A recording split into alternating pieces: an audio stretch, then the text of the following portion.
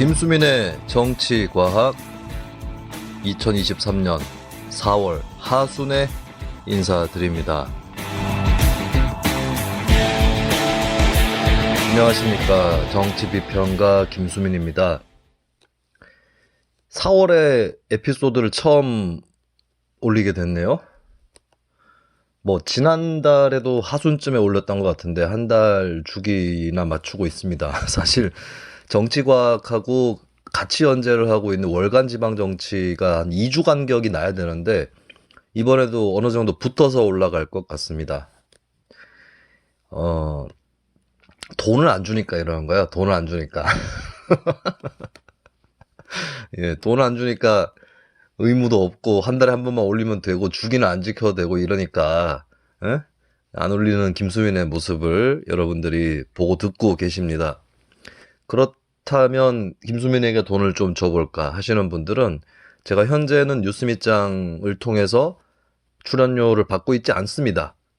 이 방송을 하는 이유는 계속해서 할 얘기들이 있을 거고 또 이걸 이어가야 사실 청취자야 또 빠지는 법이고 그렇긴 한데 가느다랗게나마 좀 이어가야 되겠다는 생각으로 계속 하고 있는 거고, 그리고 제가 한 달에 2편 올리는 것은 그렇게 부담스럽지 않기 때문에 계속 하는 것일 뿐입니다.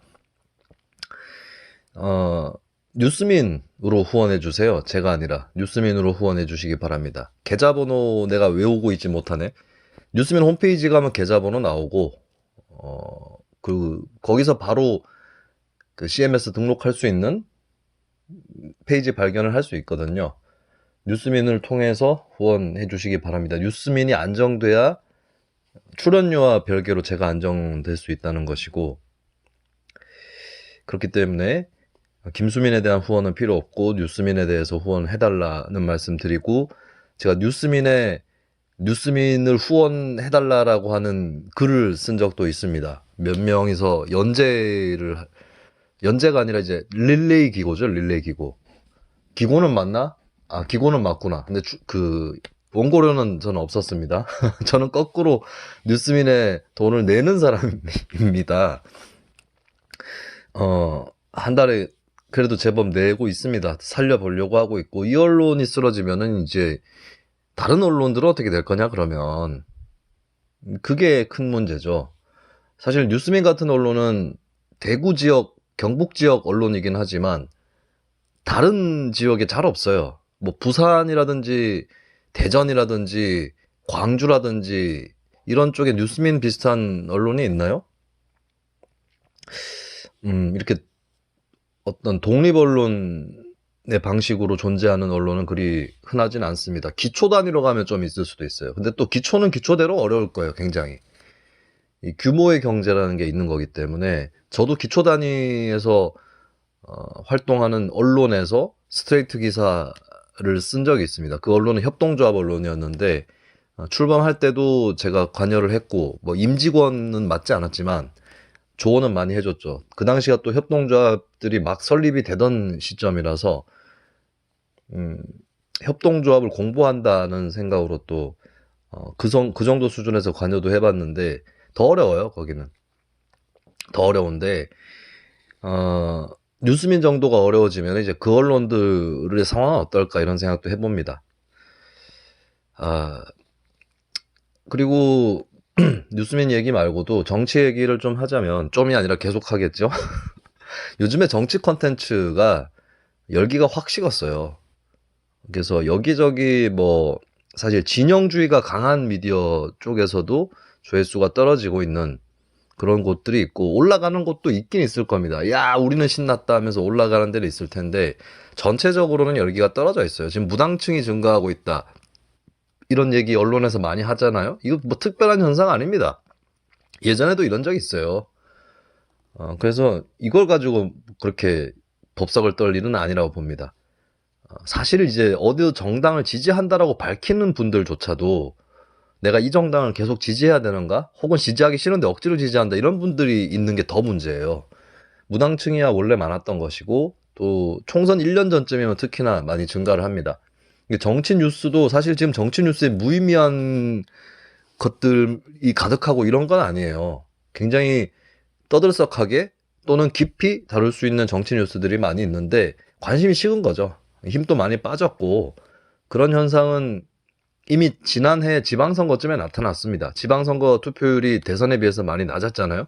원래 대선에 비해서는 낮습니다만 예년 지방선거보다도 떨어지고 있는 그런 것을 보여줬죠. 유권자들은 이제 신물이 났다, 슬슬 손을 떼고 있다라는 신호가 들어왔고, 근데 대선 때 뛰었던 후보들이 한 명 대통령이고 한 명 야당 대표가 돼서 대선 때 했듯이 똑같이 뛰고 있어요. 그러니까 그나마 계속 막 시끄럽게 온 건데 이제는 다들 힘이 빠질 때도 된 거죠. 어차피 내년 총선 때 또 유권자들은 결정을 해야 되니까. 그러니까 지금 쉬어가는 건데, 저는 이런 때일수록 언론이 평소에 잘 다루지 않았던 문제들을 천착해서 다루는 것이 필요하다고 봐요. 근데 또 언론은 언론대로 조회수 안 그래도 떨어지는데 더 떨어질까봐 또, 뭐, 그 소재라든지 주제에 또 제약이 있는 것 같습니다. 뭐 제가 해야죠. 안 되는 부분은 제가 해야 되는 거고, 제가 언론 관계자들 만나보면 선거제도를 왜 이렇게 어렵게 생각하는지 모르겠어요. 그게 자꾸 물을 흘리려는 사람들이 너무 많습니다. 정치인이나 학자들도 마찬가지고, 이 개념을 정확하게 설명을 해줘야 될 거 아니에요. 그리고 교과서적으로 이렇다라고 알려진 부분이 있는데, 그게 어떻게 설정하느냐에 따라서 완전히 효과가 달라지는 경우가 많습니다. 거기에 대해서 이렇게 평소에 생각을 안 해봤던 사람들이 야트막한 지식을 갖고 링 위에 올라오니까 그나마 관심이 없는 주제인데 그걸 들은 사람은 그냥 따라가는 거죠, 그걸. 그리고 자꾸 왜곡을 시켜요. 아니, 자기가 지향하는 거는 있는데 설명은 정확히 해줘야 될 거 아닙니까? 개념이나 원리를. 응? 자꾸 답을 어디로 내려고 하는데 그러면 거기에 맞게 본인의 가치관을 짜면 되는 거지 왜 개념이나 원리를 왜곡시키냐고. 어? 이따가도 설명드리겠습니다만 심지어 정치학자라는 사람이 TV에 나와가지고 말도 안 되는 얘기를 하고 있어요. 이러니까 뭐 그리고 자꾸 뭐 어느 당이 유리하니 아니 그 선거제도를 어느 당이 유리하려고 짭니까? 어? 만약에 프로야구에서 지금 투수가 그 홈플레이트까지 공 던지는 그 거리가 18.48인가요? 뭐 하여튼 그 정도 되죠? 이거를 늘리거나 줄여야 된다거나 이런 논의가 나올 수 있잖아요. 뭐 골대를 넓힐 거냐 좁힐 거냐, 뭐 네트를 올릴 거냐 내릴 거냐 이런 논의 나올 수 있잖아요. 그거는 어느 팀을 보고 하는 게 아닙니다. 경기의 재미라든지 이런 것들을 높이기 위해서 하는 거잖아요. 응? 인류의 키가 자꾸 커지면은 농구 골대나 배구 네트는 올라가겠지. 왜냐하면 예전에 낮은 높이로 하면 재미없으니까. 그런 것처럼 그래가지고 어느 팀에 유리하게 만들고 이렇게 하려고 하는 게 아닙니다. 선거제도가. 선거제도는 뒤집어서 보면은 오히려 다른 당에게 유리할 수도 있고 어떤 당에게 계속해서 유리해 보였던 것이 조건이 조금 달라지니까 이제 불리하게 작용하기도 하고 또 같은 당이라도 어떤 사람은 유리하고 어떤 사람은 불리하고 이런 것들이 있는 거거든요. 이런 불확실성. 그러니까 경향성은 뚜렷하죠. 어떤 선거제를 만들면 어느 방향으로 가기 쉽다. 이런 경향성이야 있지만 누가 이득을 보고 손해를 보고 하는지 그리고 손해를 보는 것이 과연 궁극적으로 손해인가 이득을 보는 것이 과연 궁극적으로 이득인가 이 부분에 대해서 여러 가지를 판단해 보면은 이제 불확실성이라는 거죠. 민주주의가 다른 말로 불확실성의 제도화라고 부를 수 있는 거 아니겠어요? 그러니까 불확실하니까 합의하는 거예요. 확실하게 누가 엿대고 누가 다 해먹고 이러면 누가 합의를 해 거기에. 에? 이런 이치들이 다 망각이 되고 지금 뭐 그 심지어는 사람 이름이 거명됩니다. 저도 선거제도로 방송도 많이 하고 강연도 해봤지만 누구한테 유리하나요? 뭐 누구는 이 제도에서 낙선하나요? 당선하나요? 제가 뉴스미장에서도 얘기했었을 것 같은데 선거는 표를 많이 얻는 사람 쪽이 유리하고 이기게 돼 있고 적게 얻으면 질 수 있는 거예요. 그게 뭐 선거제도지 어떡하란 말이요? 그건 유권자들이 하는 거지 선거 제도가 하는 게 아닙니다. 누구 특정한 사람을 당락을 좌우하고 어느 당이 몇 석에 돌아가고 이건 선거 제도가 아니고 유권자가 하는 거예요. 어? 스포츠 경기할 땐 다 플레이어들의 능력을 볼 거면서 정치에서는 그게 적용이 안 돼? 자, 현재 일단은 저는 이 자체는 의미 있었다고 봐요. 안 해본 거를 해본 건데 그래도 안 한 것보단 낫다고 보는 것이 국회에서 전원위원회가 열렸습니다. 전원위원회 자체가 19년 만에 열렸어요. 2003년에 이라크 파병 관련 논의할 때 전원위원회가 열렸었고, 그리고 그 다음에 2004년쯤에 국가보안법 개폐가 뜨거운 쟁점이었잖아요. 그때 유시민 당시 의원이 전원위원회에서 자유토론해보자. 그래서 크로스 보팅하자. 당론 정하지 말고 뭐 이렇게 제안을 했던 적이 있습니다. 저는 이라크 파병 때는 제가 군대에 있어가지고 뉴스를 좀 못 챙겨본 측면이 있는데 전원위원회라는 기구가 국회에 있구나라고 하는 것을 그때 알았어요. 근데 한 번도 소집이 된 적이 없거든요. 전원위원회가 중요한 이유는 본회의하고 전원위원회 뭐가 다르냐. 본회의도 국회의원 전원 다 들어가는 거고 전원위원회도 국회의원 전원 다 들어가는 건데 뭐가 다르냐 했을 때 국회 본회의는 거의 이제 요리로 치면은 다 된 요리예요. 다 된 요리에 그냥 불만 올리는 거예요. 불을 올릴 거냐 말 거냐 이것만 판단하는 겁니다. 물론 본회의에도 수정안이 올라오죠. 근데 그 수정안은 본회의에서 작업하지는 않는다고. 미리 작업해놓고 본회의에 올린다고 서명해가지고. 그러면 본회의에서 하는 일은 찬반 토론을 하는데 찬반 토론도 이 격식이 있고 뭐 신청을 해야 되고 이래요. 그리고 양쪽 간에 수도 맞춰야 됩니다. 찬성 반대 토론하는데 예? 뭐 찬성은 10명씩 토론하고 반대는 5명 토론하고 이렇게 하진 않거든요. 만약에 찬성 1명 했어. 반대 1명 했어. 그 다음 찬성 1명 했는데 반대 토론을 안 한다 그래. 그러면은 어쩔 수 없지. 근데 전원위원회는 그런 거 재보지 않는다고요. 그리고 안 자체가 여러 개잖아. 지금 선거제도 개혁 같은 경우에. 그러니까 찬반 토론이 아닌 거죠. 전원위원회는. 그래서 다 열어놓고 모두가 들어와서 얘기할 수 있게끔 하겠다라고 하는 게 전원위원회의 취지입니다. 이런 거는 해볼 법한 거죠. 이 사안 말고도 다른 사안에서도 해볼 법한 거고 검수완박 같은 거 전원위원회에서 해볼 만한 거죠. 국회 다수파가 신경을 써야 되는 게 괜히 밀어붙이다가 국회 본회의에서 필리버스터 하는 꼴 보지 말고 전원위원회에서 실컷 얘기해보자 이렇게 갈 수도 있는 거죠. 물론 전원위원회에서 실컷 얘기했는데 또 필리버스터 할 수도 있겠지만 전원위원회 한번 해보자 이런 얘기를 국회 다수파가 먼저 하는 것이 또 우리가 얼마나 민주적으로 이 절차를 진행하고 있느냐를 보여주는 그런 단서이기도 할 텐데 어느 쪽이 국회 다수파가 되든 간에 전원위원회를 모으는 일은 19년 동안 없었다는 겁니다. 자, 전원위원회 이전에 국회 정치개혁특별위원회에서 선거제 개편안을 3가지로 출했는데 뭐 밑장 빼기 수준이에요. 일단 이 안부터 뭐 여러분들 언론을 통해서 접하신 분들이 있을 텐데요. 안부터 살펴보겠습니다. 첫 번째 안은 도농복합형 중대선거구제 권역별 병립형 비례대표제예요. 참 겨우 짠다는 게 이거냐. 일단 제 총평입니다. 지역구 선거는 대도시에는 3 내지 5인을 뽑고 농어촌은 1명을 뽑는다. 소선거구제 유지다. 농어촌에 왜 1명을 뽑아야 되죠? 이렇게 나올 거예요. 그러면 지금도 서너 개 군이 있는데 여기를 다른 데랑 합쳐가지고 여러 명 뽑으면 농어촌은 뭐 어떻게 되는 것이냐. 자, 여기에 대해서부터 제가 먼저 답변을 합니다. 농어촌의 문제는 사실 소선거구로 해도 경북 같은 경우도 그렇고 강원도에도 그런 데가 있고 호남에도 있죠. 3개 심지어는 4개 군이 하나의 선거구로 이룹니다. 이거 소선거구로 해도 그대로예요. 의원 정수 올리지 않으면. 의원 정수 올릴 수 있나? 의원 정수는 저는 이번에 토론을 안 했으면 좋겠습니다. 그것까지 넣으면 이거 한도 끝도 없어요. 그 국민의힘이 의원 정수 줄이자고 하는데 내 역제 안 할게. 나는 의원 정수 축소에 원칙적으로 반대합니다.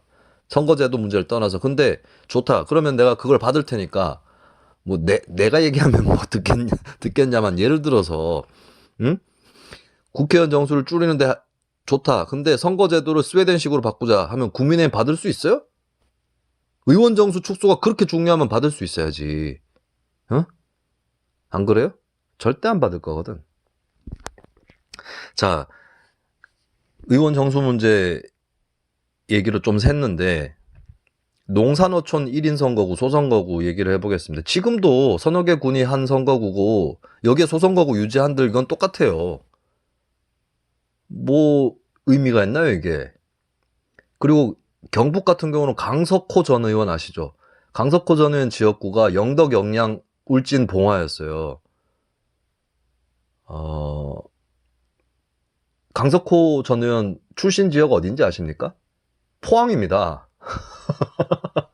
네, 이럴 수도 있는 거예요.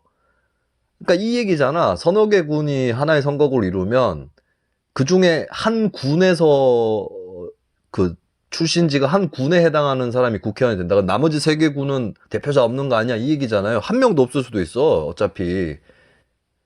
특히나 한국의 농어촌들 보세요. 영남, 호남의 농어촌들 보라고. 특정 정당에 공천하면 거의 당선됩니다.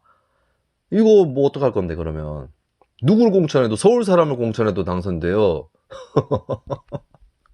조금은 어렵겠지. 조금은 어려워지겠지. 서울 사람이 오면 조금은 어려워지겠지만 이게 뭔 얘기냐면 왜 농산 어촌의 두 가지를 강요하느냐는 겁니다. 첫 번째는 왜 한 명의 대표자를 강요하냐고. 대선거구로 넣게 되면 적어도 그 지역 출신이 아니다 할지라도 그 지역의 사람들을 대변하는 의원은 나와요. 예를 들어서 울진하고 영덕이 같은 선거구인데 두 지역 간의 갈등이 있을 수밖에 없는 소지역주의 이슈가 있습니다. 근데 국회의원 한 명 있어요? 그 둘 중에 한 명 편들어버리면 끝인데 뭐. 한쪽을 편들어버리면 끝 아니에요? 해볼 것도 없는 거잖아. 근데 의원이 여러 명 있으면은 다른 쪽 편을 드는 사람도 생긴다고요. 그리고 농어촌 출신이라고 농어민 마음을 잘 아나요? 아, 마음만 잘할 수도 있어. 행동은 그렇게 안 하는 거지. 솔직히 한국의 농산어촌 국회의원 중에 뭐 농민, 어민을 얼마나 대변하는지 모르겠어요. 뭐 개발이나 이런 거에만 빗발이 서 있고 인구 소멸 핑계 대고 온갖 공사 벌이고 뭐 이런 거 아닙니까? 뭘 대변하고 있는데 차라리 도시 지역 출신이지만 더 잘 대변하는 사람이 있어요. 응? 그리고 도시 지역이라고 보여도 사실 도농복합 지역인 곳이 있습니다. 예를 들면 지금 그 대선거구로 잡게 되면 성주군 있잖아요. 성주군이 구미시하고 같이 묶일 수 있는 공산이 크죠. 근데 구미시도 이미 구미시 안에 구선산군이라고 하는 농어촌을 끼고 있어요. 그 뭐냐면 도시지역 출신인 것처럼, 그러니까 시지역 출신이라고 해서 그 의원이 농촌 문제를 모르지 않는다는 겁니다. 그리고 자치적인 거는 군청을 통해서 하면 될 거 아니에요. 도도 있고 군도 있어요. 어차피 자치적인 건. 뭐 어차피 한 개 군에서 한 명의 의원 못 가지는 상황에서 서너 개 군에서 가진다고 뭐 달라집니까? 오히려 한 명의 의원한테 몰빵되는 것밖에 안 되지. 자, 어떤 문제가 또 발생하냐면 네 개 군이 하나의 선거구예요. 그리고 소선거구예요. 그러면 의원은 한 명인데 군수는 네 명이야. 딱 감이 안 오십니까? 1대 4의 구도가?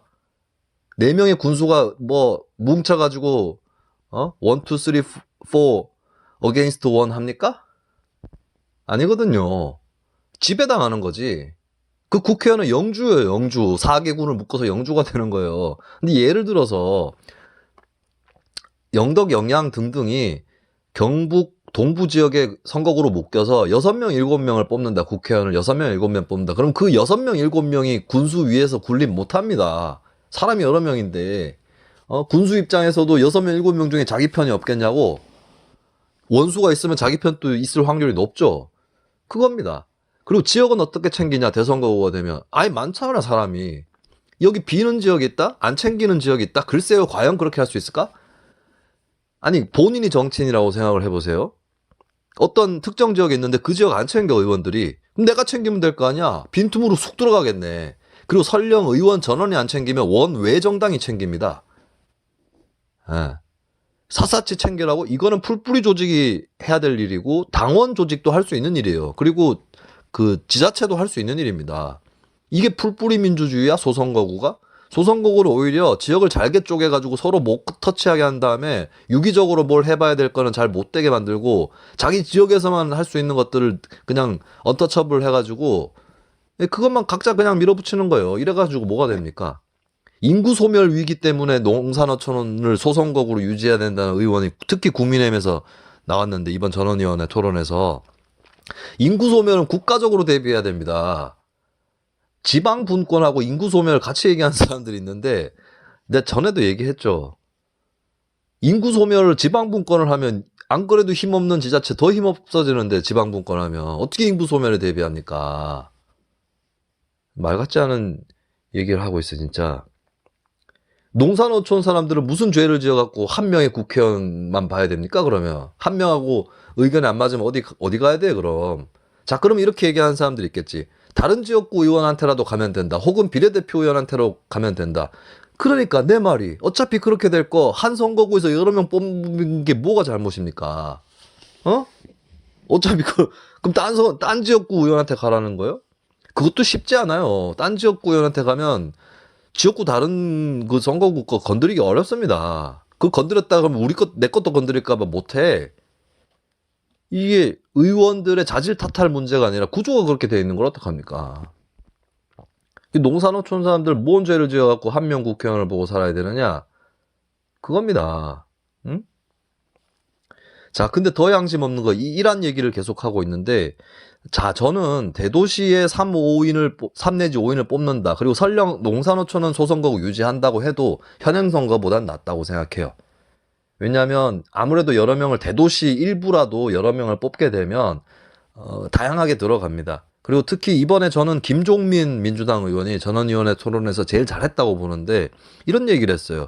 서울의 구청 단위를 갑을 병으로 나누면 그 경계가 어디서 구별되는지 아는 주민이 얼마나 되겠나.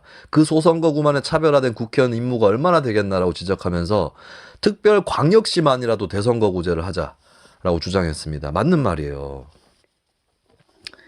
자, 그래서 저는 3 내지 5인 선거구 2인은 요번에 그래도 성과는 2인은 다 빠졌어요. 2인은 아예 방안에 없습니다. 3 내지 5인을 뭐 전국 다는 아니더라도 농사노촌 빼고만 도입해도 저는 성과라고 봐요. 근데 문제는 뭐냐면 이걸 핑계대고 특히 국민의힘 쪽이 그런데 현재 준연동형으로 돼 있죠. 이거 위성정당으로 상쇄됐습니다. 근데 이거 병립형으로 바꾸자는 얘기예요. 양심이 있냐고. 3 내지 5인 선거구를 해도 비례성이 잘 들어맞지는 않습니다. 부족해요. 3 내지 5인으로 했을 때는 5% 얻는 정당은 의석이 지역구에서 하나도 안 나와요. 그럼 그 정당은 비례가 필요합니다. 비례 의석이. 근데 병립형으로 해버리면 병립형 안 그래도 비례 의석이 비중이 큰 것도 아닌데 얼마나 가져가겠어요. 자, 착각하지 말아야 될 게 제가 지금 그런 소수 정당을 특별히 배려하고자 하는 게 아닙니다. 거기에 가야 될 의석이 안 가면 전체적인 비례성 다양성이 깨지기 때문에 하는 얘기예요. 3 내지 5인 갖고 무슨 병립형을 하자는 거예요. 이건 제가 이안 얘기하면서 말씀드릴게요. 왜냐면 이안은 3 내지 5인보다 더 많은 4 내지 7인인데 이 경우까지 포함해서 제가 병립형이 얼마나 나쁜 건지 얘기를 하겠습니다. 그리고 병립형으로도 모자라서 전국을 권역으로 나눠서 선출하겠대, 비례대표를. 아, 이거는 나 진짜 자, 이거 한 번에 다 얘기해야 되겠네. 왜냐면 병립형이 있는 안이 2개가 있고 권역별이 있는 안이 2개가 있는데 요게 한꺼번에 다 설명을 하고 이제 한 번에 다 쳐야겠어. 자, 이안으로 일단 넘어갈게요. 이안은 한 선거구당 4 내지 7인입니다. 그리고 농사노촌 소선거구 이런 규정 없습니다. 이 점에서는 1안보다 낫죠, 훨씬. 그리고 4 내지 7인이다. 이거 다양성이 더 커집니다. 유권자의 다양한 의사가 비례적으로 반영될 그 공산이 더 커지는 선거구죠. 자, 그리고 합리적인 부분은 정당 지지율을 체크를 합니다. 그러니까 이 중대선거구제에서 후보 개별 득표로 따지게 되면 이게 복불복 싸움이 돼요. 그리고 한 정당이 후보를 몇 명 내느냐 딜레마에 빠지게 됩니다. 후보를 조금 더 많이 내면 더 당선될 수도 있는데 많이 못 내요. 왜? 많이 냈다가 표밭 쪼개져가지고 피해볼까봐. 그래가지고 또 어부지리로 당선되는 의원 또 있고 또 하다 보면은 막 그 당선된 사람들, 그러니까 하위권 당선자들하고 상위권 차점자 낙선자들하고 너무 차이가 안 나게 돼요. 도토리 키재기가 돼버리는데, 자, 근데 도토리 키재기까지는 괜찮은데 합리적으로 한 당에게 돌아가는 의석이 그 지지율에 비례해야 된다고요. 사실 굉장히 웃기는 부분 뭔지 아십니까? 그 방식대로, 그러니까 현재 우리나라에 기초의원 선거만 중선거구가 도입되어 있고 여기는 단순 다수제, 후보별 개별 득표만 따지는 고 선거 시스템인데 그게 아니라 비례대표제로 간다거나 하면 사실 저 같은 경우는 낙선이에요. 제가 구미시의회 의원 당선될 때 5명 나와가지고 3등으로 당선이 됐잖아요. 자, 뭐 이 개별 득표상으로는 자존심이 별로 안 상했지. 1, 2등하고 득표차도 별로 안 났고. 그런데 그때 당시 한나라당 후보 3명이 나왔는데 3명의 득표율 총합을 합쳐보면은 의석이 한 석보단 2석에 가까워요. 근데 실제로 그 개별 득표만 따진 결과 한나라당 1명만 당선됐거든요. 이거는 운이 따른 거죠, 저도. 근데 사실 합리적으로 하면 비례대표제로 가야 되거나 혹은 아일랜드식 선호투표제가 있습니다. 이게 좀 복잡한데 그걸로 쳐도 제가 졌을 거예요. 그러니까 되게 웃기는 거죠. 더 합리적인 선출 방식으로 썼다면 제가 떨어졌다는 겁니다. 자, 근데 이러면 한나라당 입장에서 받아들일 수 있는 거 아닙니까? 거대 정당 입장에서도. 그때 한나라당은 개별 득표만 따지는 제도에서는 3명 당선되는 선거구에 2명만 냈었어야 돼. 나중에는 결국 2명만 내게 됩니다. 국민의힘도. 근데 그때 3명 다 당선시키려다가 혹은 3명 중에 2명 당선은 될 수도 있을 거라고 방심했다가 1명만 되고 2명이 떨어지는 결과가 나와버렸죠. 근데 이런 거는 그러면 우리 2명 낼 걸, 뭐 이런 교훈을 스스로 얻을 필요도 있겠지만, 근데 비례성의 원칙에 따르면 정당 지지율부터 체크가 돼야 됩니다. 그래서, 근데 제 2안은 그 정당 지지율부터 체크를 하게 돼 있어요. 그러니까 한 정당에서 여러 후보가 나왔을 때 표는 각 후보들의 득표가 있겠지만 그 후보들의 표를 일단 합산합니다. 합산해서 각 정당의 지지표를 먼저 계산을 한 다음에 거기에 따라서 의석 배분을 하고, 뭐 제가 맨날 했던 얘기죠. 이게 개방형 비례제라고도 합니다. 그 다음에 그 정당이 뭐 의석을 얻었는데 그 의석 수보다 후보자 수가 많다. 그러면은 누군가는 떨어져야 되잖아요. 그때 개별 득표를 따지는 겁니다. 이걸로 돼 있어요. 그래서 제 2안은 여기까지는 좋아요. 근데 문제는 뭐냐면 병립형이에요. 대신에 전국 단위이긴 합니다. 전국 단위이긴 한데 병립형이에요. 제 2안에서도. 자, 그리고 3안 얘기하겠습니다. 3안은 소선거구제를 유지합니다. 그리고 준연동형 비례대표제도 유지합니다. 자, 요거 하려면 위성정당 방지 방안이 들어가야 돼요. 안 그러면 지난번 선거랑 똑같이 된다니까? 자, 근데 여기서 또 함정이 있습니다. 이것도 권역별이에요. 준연동형이긴 한데 권역별이에요. 그러니까 비례대표 방식이 제1안은 권역별에다가 병립형까지 씌워놨고, 제2안은 전국이긴 한데 병립형이에요. 제3안은 준연동형은 가는데 권역별이에요. 이 뭐 이게? 그러니까 제1안은 노골적으로 그냥 권역별 병립형 해가지고 비례성을 깨겠다는 거고, 제2안은 전국이긴 한데 병립형이고, 제3안은 준연동형이긴 한데 권역별이에요. 이씨, 진짜. 일단 1안부터 소거돼야 됩니다. 1안은 진짜 소거돼야 되는데, 근데 2안은 선거 지역구만 보면은 제일 낫습니다. 제가, 봤을 때는. 근데, 이거를 병립형으로 변경한다. 자, 이렇게 얘기할 거예요. 한 선거구당 4명 내지 7명이나 뽑는 게 제 2안인데, 그러면 비례대표는 병립형으로 해도 되지 않을까요? 자, 스웨덴은 한 선거구당 평균 12명 정도 뽑습니다. 스웨덴은 한 선거구당의 평균 12명 정도를 뽑고, 스톡홀름이라든지 이런 그 대도시에는 35명 안팎으로 뽑는 선거구조차도 있어요. 그런데도 그 스웨덴조차도 10%가 조금 넘는 비례대표 전국구 의석을 두고 그것을 지역구 의석이 지지율에 비해서 안 나온 정당에게 연동해서 배분을 하고 있습니다. 그 스웨덴도 한 선거구 평균 12명 뽑는 스웨덴도 연동형이라고. 우리나라는 뭐예요? 뭐 하려고 하는 거야? 제2안은 병립형이다. 병립형으로 하고 싶으면 진짜 한 선거구당 평균 한 20명 뽑읍시다. 에? 최소한 한 개 도를 하나의 선거구로 치고, 그 다음에 서울이나 경기는 서울 전체를 한 2개 선거구로 나누고, 경기는 면적이 넓으니까 3개로 나누자고. 그러면 내가 병립형 받을 수도 있어.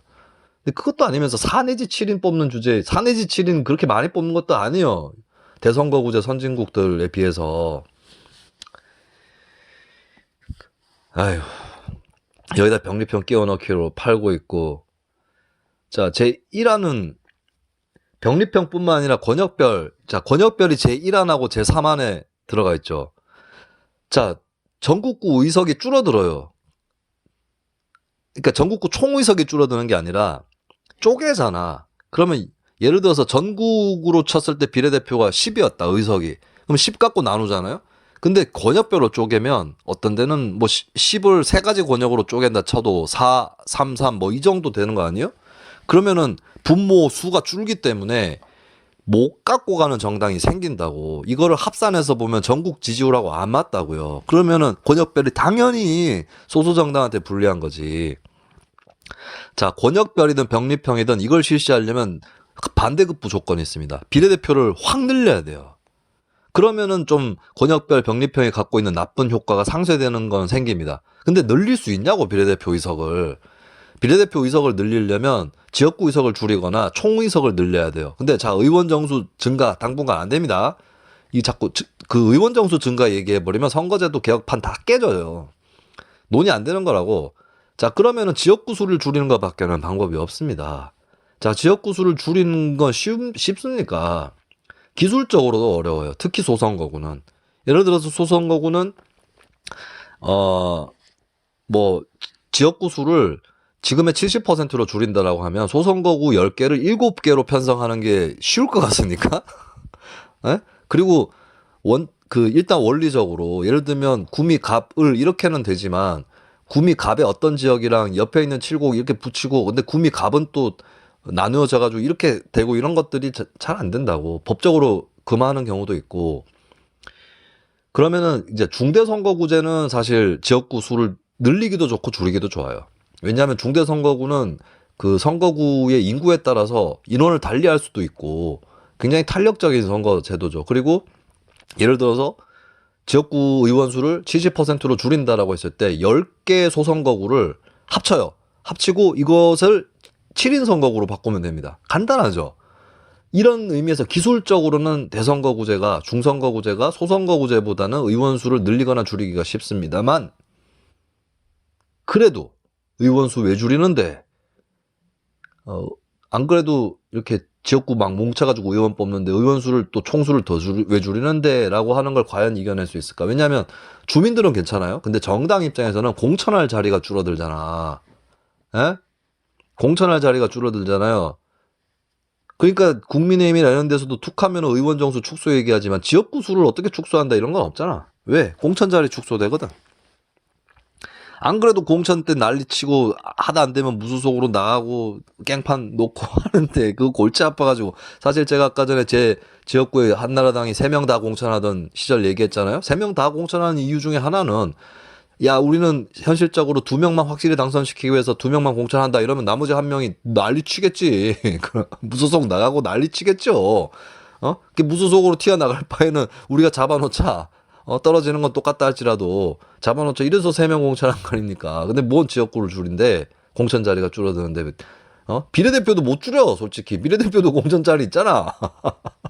국민의힘 자기가 할 생각 없는 거 줄인다고 떠들어 쌌는데 진짜 비례대표 의석 비중을 늘릴 수 있냐고. 국민 여론도 안 좋잖아요.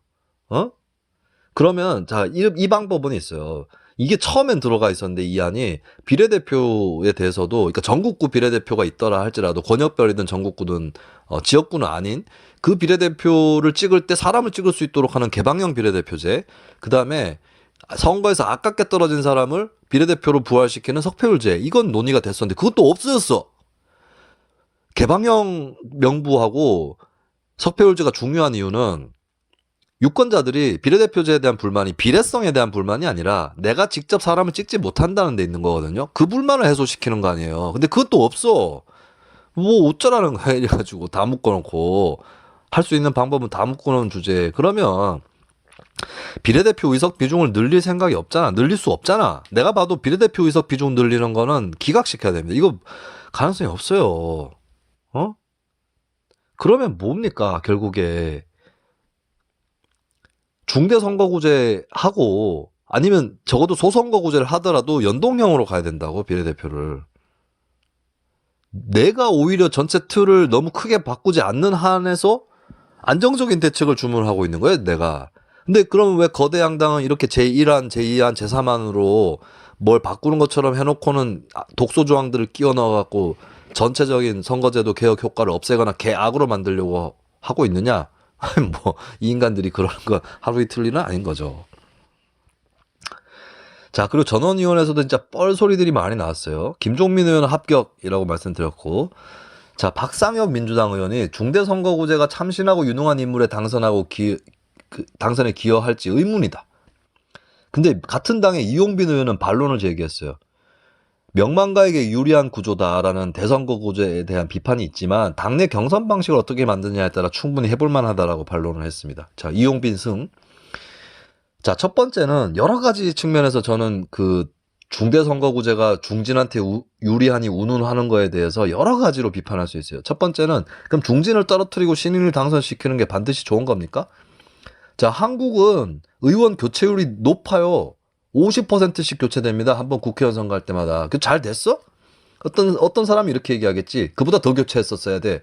뭐 어떻게 아니 교체한답시고 새로 들어온 초선이 더 문제를 일으키고 있는 거 안 보이나 지금? 거대 양당에서 다 그러고 있는데 지금. 응? 지금 양당 소신파 중에 초선이 누가 있어요? 즉 강성지층 쪽 입장에서 소신파밖에 없겠지. 자, 근데 더 있어. 뭐 이 논리에 대해서 뭐 버팅겨 본다는데 더 있어요. 자, 그러면 정치 신인을 우대하려면 경선할 때도 오픈 프라이머리를 하면 안 됩니다. 오픈 프라이머리는 누가 유리합니까? 당연히 지역사회에 많이 알려진 사람이 유리하죠. 다선은 계속 이깁니다. 자, 그리고 당원 직선제가 그나마 오픈 프라이머리보다는 신인한테 유리한 게 있어요. 왜냐하면 당 조직은 대중 조직보다는 작잖아요. 그럼 열심히 후비고 다니고 현역 의원이나 현역 위원장의 단점을 노리고 이런 것들은 좀 더 가능하지. 물론 좁은 골목에서 다구리 맞는 위험도 있겠지만 근데 자, 정치 신인을 우대하려면 하향식 공천이 좋은 겁니다. 다 하향식으로 할래 그럼? 어느 정도 비유는 있을 수 있겠죠. 낙하산이 꼭 나쁜 건 아니니까요. 근데 그 주장을 중대선거구제는 중진한테 유리하니까 못하겠다는 주장을 이 경선에 관련해서도 공천 관련해서도 유지할 수 있냐고. 앞뒤가 맞냐고. 자, 앞뒤 맞춘다 치자. 자, 미국 소선거구제예요. 미국 의원 교체율이 15%입니다. 한국의 3분의 1 수준이에요. 공천을 어떻게 하느냐에 달린 거지 이거는. 응? 자, 그리고 유권자들이 뭐 다선을 좀 선호한 유권자도 있고 초선을 선호한 유권자도 있고 그리고 선수는 중요한 게 아니다. 다른 기준이 더 중요하다는 유권자들이 있어요. 그러면 정당이 선거를 치르려면 대선거구에서 배합해서 내게 됩니다. 배합해서. 배합 안 하면 그 정당만 손해보는 거예요. 본선에서 불리하다고 배합 안 내서 내면. 어느 정도 물갈이 해서 내야 된다고. 자, TK의 국민의힘 보세요. 짝대기만 꽂아도 당선이라고 하잖아요? 그래도 물갈이해. 예, 그 신용을 안 해주면, 사실 총선은 전국 선거 아니니까, 전국 다른 데도 영향을 끼쳐요. 근데 대선거구제 했는데, 뭐, 중진을 다 공천한다. 아니, 대선거구제 자체로 다 공천해야 된다는 법도 없고, 근데 다 공천했다. 뭐, 어지간히 좋은 평가 받겠습니다. 응? 자, 그 다음에, 진짜 말도 안 되는 얘기 하는 사람, 민주당 문정복 의원. 중대선거구제는 개혁적이고 소선거구제는 반개혁적이라는 이분법적인 사고는 국민들께 대단히 큰 혼란을 야기시키는 발상. 근데 뭐라고 얘기하면서 지난 대선에서 47.9의 의사가 사표가 된 이거는 이재명 대표. 근데 싸가지 없네. 사표가 47.9만 사표가 됐냐? 이거 생각해보니까 싸가지 없네. 윤석열 당선된 대통령, 윤석열 대통령 지지율이 그때 49가 안 됐잖아요. 그러니까 사표가 된 게 50%가 넘었어요.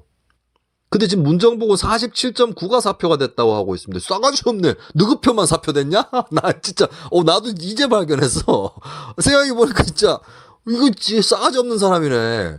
사표가 된 건 47.9가 아니라 50이 넘어, 이 양반아. 자, 근데 이거 말고 그러면 대통령 선거제도 바꿀 거냐 이렇게 문정복 의원이 얘기했다는 거거든요. 대통령은 한 명 뽑잖아. 집행부의 장이니까 한 명 뽑는 거고 의회는 여러 명을 뽑는 거고 의회는 다양성의 논리라고요. 집행부의 장은 다양성의 논리가 아니지. 한 명 뽑는 건데. 근데 그나마 그 패권주의라든지 다양성을 조금 더 녹여서 절대 다수 정도는 확인을 하려면 결선 투표제나 선호 투표제를 실시해야 되는 건 맞는 거죠. 근데 그조차도 안 되고 있는데, 자, 대통령 선거나 단체장 선거하고 의회 선거가 같냐고. 대통령 10명, 어차피 10명 뽑는 게 아닌데, 뭐, 그 문정복식으로 논의를 연장시키면 의원 내각제 하자는 얘기가 돼요. 알고나 얘기해 자기가 무슨 얘기를 하고 있는지. 막 얘기하고 있어 진짜. 어우. 저런 사람이 단상에 올라갈 때 민주당에서 야 문정복 못 올라가게 좀 해봐. 문정복한테 뭐 이렇게 잠깐 밥 먹자고 하고 들어오지 마. 이런 얘기를 민주당끼리 해야 될 거 아니야. 참 민주당에 마이너스 요인이 되는 의원이 너무 많다 보니까 그런 말을 뭐 할 수 있겠나 모르겠네요. 근데 이건 농담입니다. 문정복 의원님 또 단상을 정복하시고 자유발언을 하실 수 있는 권리가 있는데 참 이런 얘기를 들은 건데 암담하죠. 정치인이 돼가지고 진짜. 자, 그리고 권역별 비례제 얘기를 하면서 이게 지역 감정을 깬다 얘기하는데, 자, 독일에는 권역별 비례제 없습니다. 자꾸 독일 갖고 권역별 비례제라고 얘기하는 사람들이 있고, 제가 TV에서 보니까 한 정치학자도 그러고 자빠졌던데, 독일은 전국 지지율을 가지고 전국 의석을 배분합니다. 다만 권역별 명부가 있을 뿐이에요. 독일 연방제잖아. 그러니까 주마다 명부가 있다고. 그럼 어떻게 하느냐? 그 당의 전체 의석 수는 전국 지지율에 비례해서 획득합니다. 그렇게 획득했네 하면은 누가 또 당선이 될 거냐 했을 때 그 당의 득표 중에서 지역별 득표 비중이 있을 거 아니에요. 뿜빠이를 해준다고.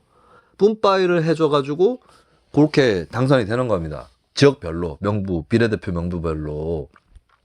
독일은 권역별 비례 아닙니다. 권역별 명부지 비례해서 나누는 그 기준은 전국이라고요. 자, 그리고 지역주의 타파를 하려면 그렇게 해도 돼요. 그냥 권역별 명부로. 그러면 TK에도 그 민주당이 얻은 표가 있을 거 아니에요? 예를 들어서 TK 민주당으로 제가 비유를 하는 건 그 예를 드는 겁니다. TK 민주당이 얻은 표가 있는데 분명히 민주당의 그 전체 비중에서 어느 정도의 비중을 차지한다고.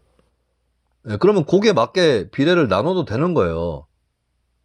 안 그렇습니까? 그렇게 하면 그 지역에서 민주당은 보니까 특히 어떤 지역을 보니까 그 지역구 의석수가 얻은 득표에 많이 못 미치는 지역이 있어요. 그럼 그쪽으로 좀 우선이 배분되는 거지. 그럼 거기서 아깝게 떨어진 사람 당선시키면 될 거 아닙니까? 예? 그리고 아깝게 떨어진 사람 당선시키는 거를 그것도 권역별 의석 배분을 안 하고 전국적으로 대보는 것도 방법이에요. 근데 왜 권역별을 해? 이탈리아가 권역별 비례제를 하는데 이탈리아는 비례대표 의석수가 많습니다. 병립형이면서 권역별이에요. 이탈리아는. 조기숙 교수 같은 분들이 이쪽으로 하자고 하는데 근데 여기 되게 많아요. 비례 의석수가. 지역구 의석수보다 더 많아. 근데 그렇게 할 거냐고, 뭐 할 수 있냐고, 못 하잖아. 자꾸 권역별 얘기를 하고 자빠졌어요. 그리고 문재인 대통령이 과거에 대통령 선거 때 공약했던 게 그때 문구를 보면 권역별 비례라고 나오거든요. 이걸 가지고 문재인은 권역별 비례를 약속했다라 우기는 사람들이 있는데 그 전체 내용을 보면 그 권역별 비례라는 게 그 전국구 의석을 권역별로 쪼갠다는 뜻은 아니었어요. 권역별로 배당을 한다는 거지 권역별로 쪼갠다는 뜻은 아니었습니다. 왜냐하면 의석수하고 그 지지율을 일치시키겠다고 했거든. 근데 권역별로 하면 일치 안 되거든요. 권역별로 하면 일치가 안 돼. 나중에 맞춰보면. 그러니까 일치가 안 되니까 권역별 주장하는 거 아니야? 거대 양당이. 자기들이 좀 더 챙겨가려고. 어? 근데 문재인 전 대통령 대선 후보 때 공약은 그건 아니었어요. 이거는 그쪽에서도 반박 안 했어요. 예. 그 지지자들이 우기고 자빠져는 거지. 자, 그 국민의힘에서 찌질한 얘기하는 거 아까 전에 그 농산어촌 소선거구제 그 헛소리들 한 거.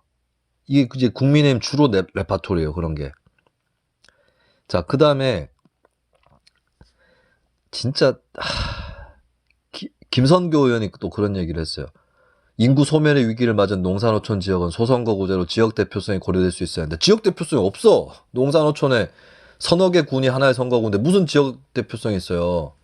그 서너 개 군이 그렇게 친하지도 않아. 아니 농촌 가보면 알겠지만 농촌은 한 개 군인데 그 군 안에서도 소지역주의가 있어요. 왜냐하면 사실 자치 단위가 농촌은 읍면 단위로 있었거든. 지금도 마찬가지입니다. 왜? 면적이 넓으니까. 오히려 저는 읍면 자치제를 실시해야 된다고 봅니다.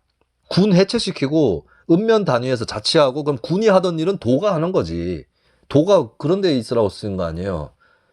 읍면자치제로 하는 게 더 그 지역 대표성이나 자치의 성격이 더 맞는 거죠. 그리고 큰일은 군청이 아니라 도청이나 국회의원들이 하는 거죠. 예? 읍면 단위 이런 지역 주민들이나 그 지역 의회가 하고, 그리고 읍면자치제를 하면은 막 그 의원들을 급여를 막 주고 프로페셔널 의원들 유급제로 꼭 안 해도 될 수 있어요. 읍면자치제로 하면 단위가 작아지니까.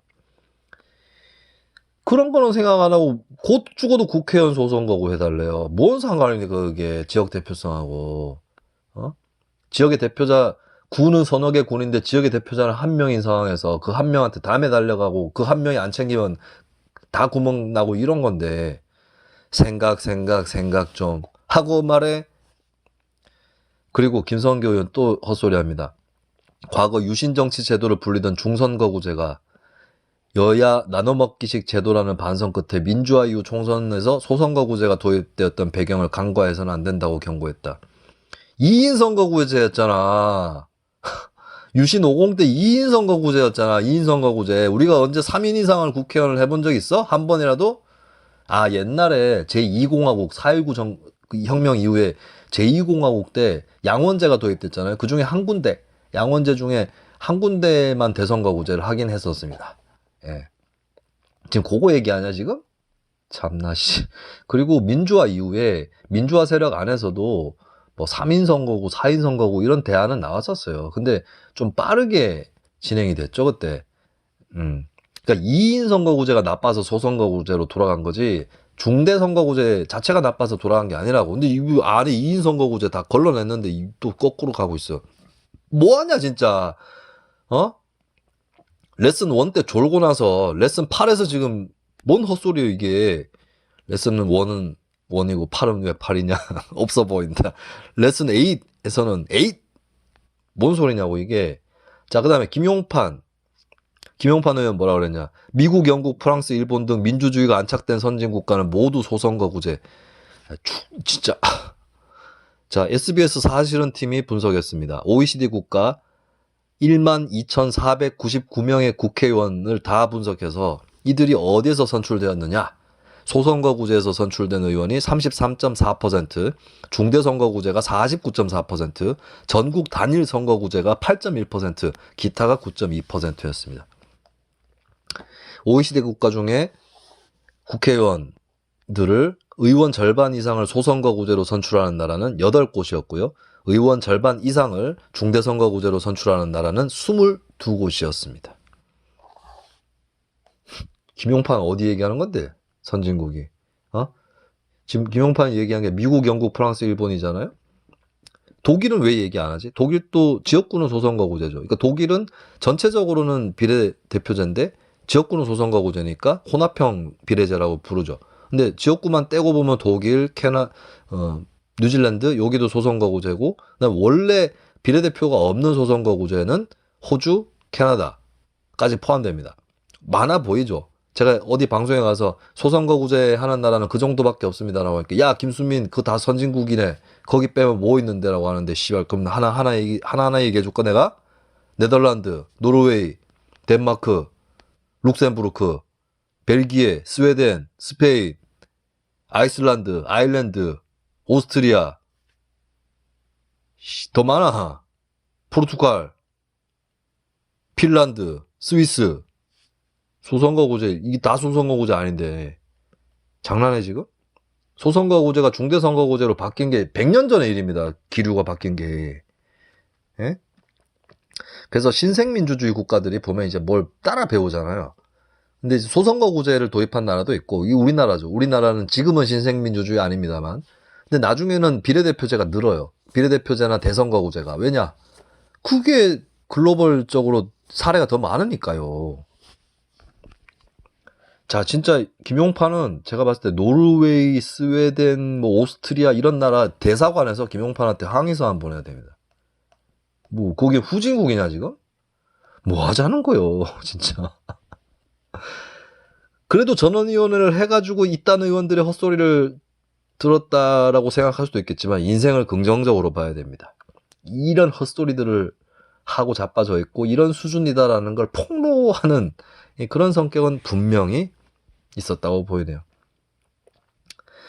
자, 그리고 뭐 제가 요즘에 받는 질문이 개방형 비례제 제가 주장하잖아요. 그러니까 지역구를, 전국구뿐만 아니고 지역구를 그냥 개방형 비례제로, 대선거구제죠. 그러면 뭐 보궐선거는 어떻게 하나요 하시는데, 보궐선거 할 필요가 없죠. 개방형 비례제에서는 그 정당 의석수가 정해져 있잖아요. 비례대표 사퇴하면 어떻게 합니까? 보통 다음 순위가 되는 거지. 근데 개방형 비례제는 비례대표 차기 순위가 정해져 있죠. 그것도 유권자의 투표에 의해서 정해져 있습니다. 정당에서 정해진 게 아니라. 예를 들어서 한 정당이 3석을 얻었어요. 한 지역구에서. 근데 그 중에 한 명이 사퇴했어. 사퇴를 했는데 그러면 어떻게 된다? 그 당에서 4등 한 사람이 3위 먹으면 되지. 자, 근데 룰을 정해놔야 됩니다.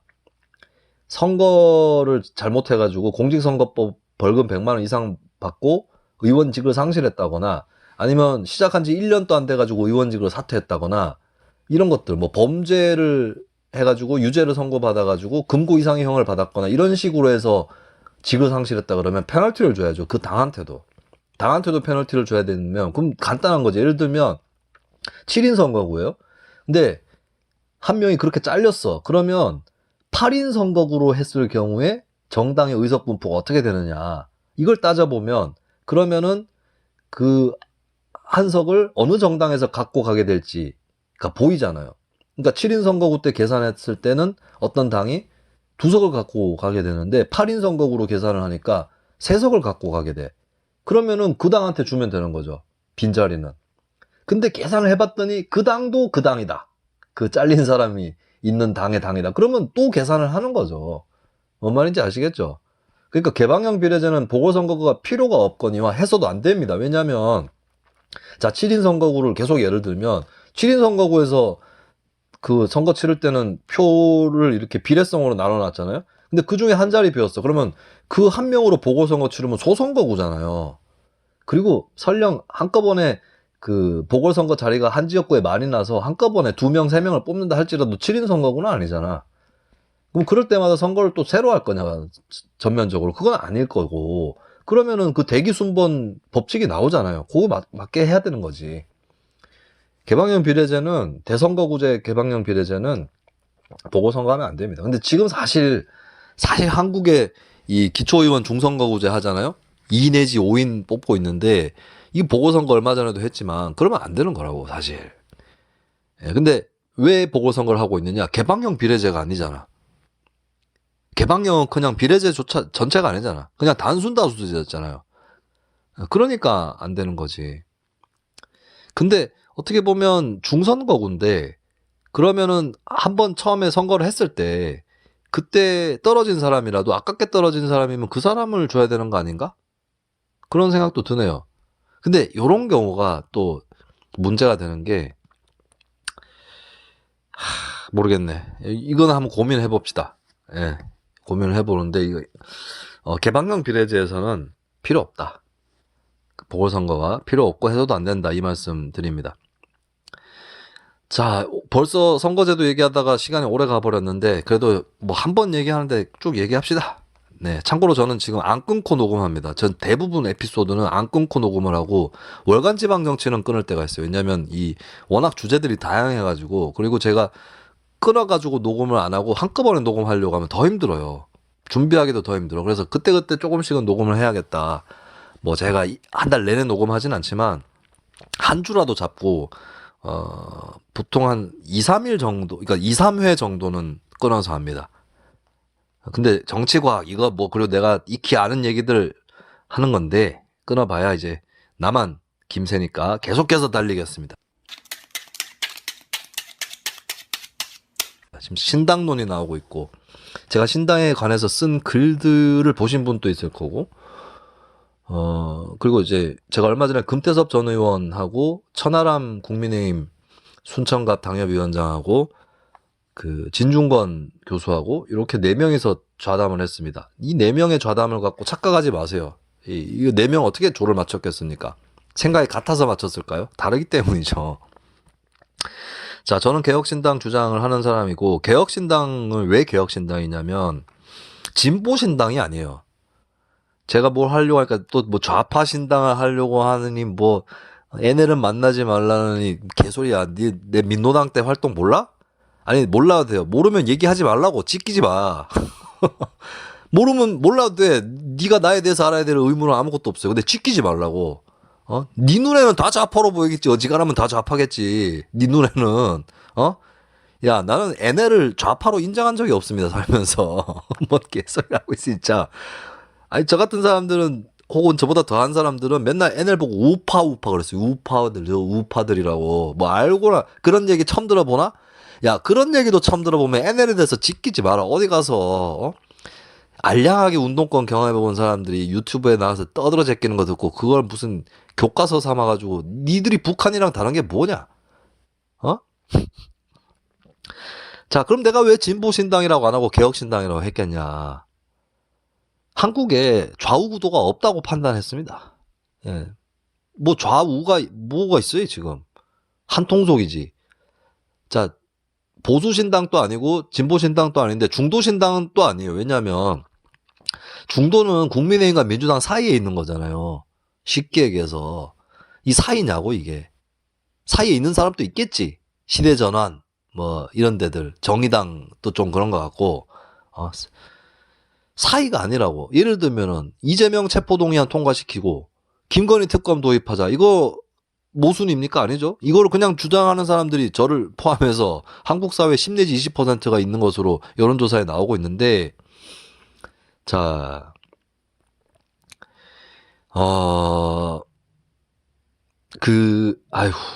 이 사람들한테 물어보세요. 뭐 전부 다 똑같진 않겠지만, 당신이 거대 양당 사이에 있습니까? 거대 양당 바깥에 있습니까? 물어보세요. 중도라는 개념으로는 이걸 설명할 수가 없습니다. 그리고 중도도 다 같은 중도가 아니야. 중도 중에서도 곧 죽어도 거대 양당 중 하나 찍어야지. 이쪽 찍었다 저쪽 찍었다 도리도리 삐삐삐삐삐삐 할지라도 곧 죽어도 나는 제3당이나 뭐 이런데 뭐 신규 투자하지 않는다. 이런 중도도 있고, 그 다음에 사실은 거대 양당 중에 하나를 찍기는 찍는데 계속해서. 근데 나도 이것 좀 고만하고 싶다. 다른 대안이 있으면 좀 이거 고만하고 싶다는 중도가 또 있는 거예요. 전자하고 후자는 명백히 다릅니다. 그리고 사실은 민주당이나 국민의힘 중에 한쪽을 지지하는 사람인데 중도라고 대답하는 경우가 있어요. 이건 거짓말인가? 그렇지 않습니다. 예. 자기가 그렇게 생각할 수 있는 거고. 그리고 뭐 예를 들면 민주당 지지자도 야, 민주당이 뭐 그렇게 진보적이냐? 이 정도면 중도야. 난 중도. 예, 저 같아도 제가 노무현 지지하던 시절이 있었잖아요. 그때 한국 사회의 상대적인 기준으로 보면 저는 굉장히 왼쪽에 가 있던 사람이었죠. 노무현 지지자 중에서 제일 왼쪽에 있다 이런 평가도 들었거든요. 근데 나한테 여론조사 전화 왔으면 나 중도라고 대답했을 거예요. 그때 당시에는. 왜냐면 난 노무현 민주당 중도라고 생각하는데, 예.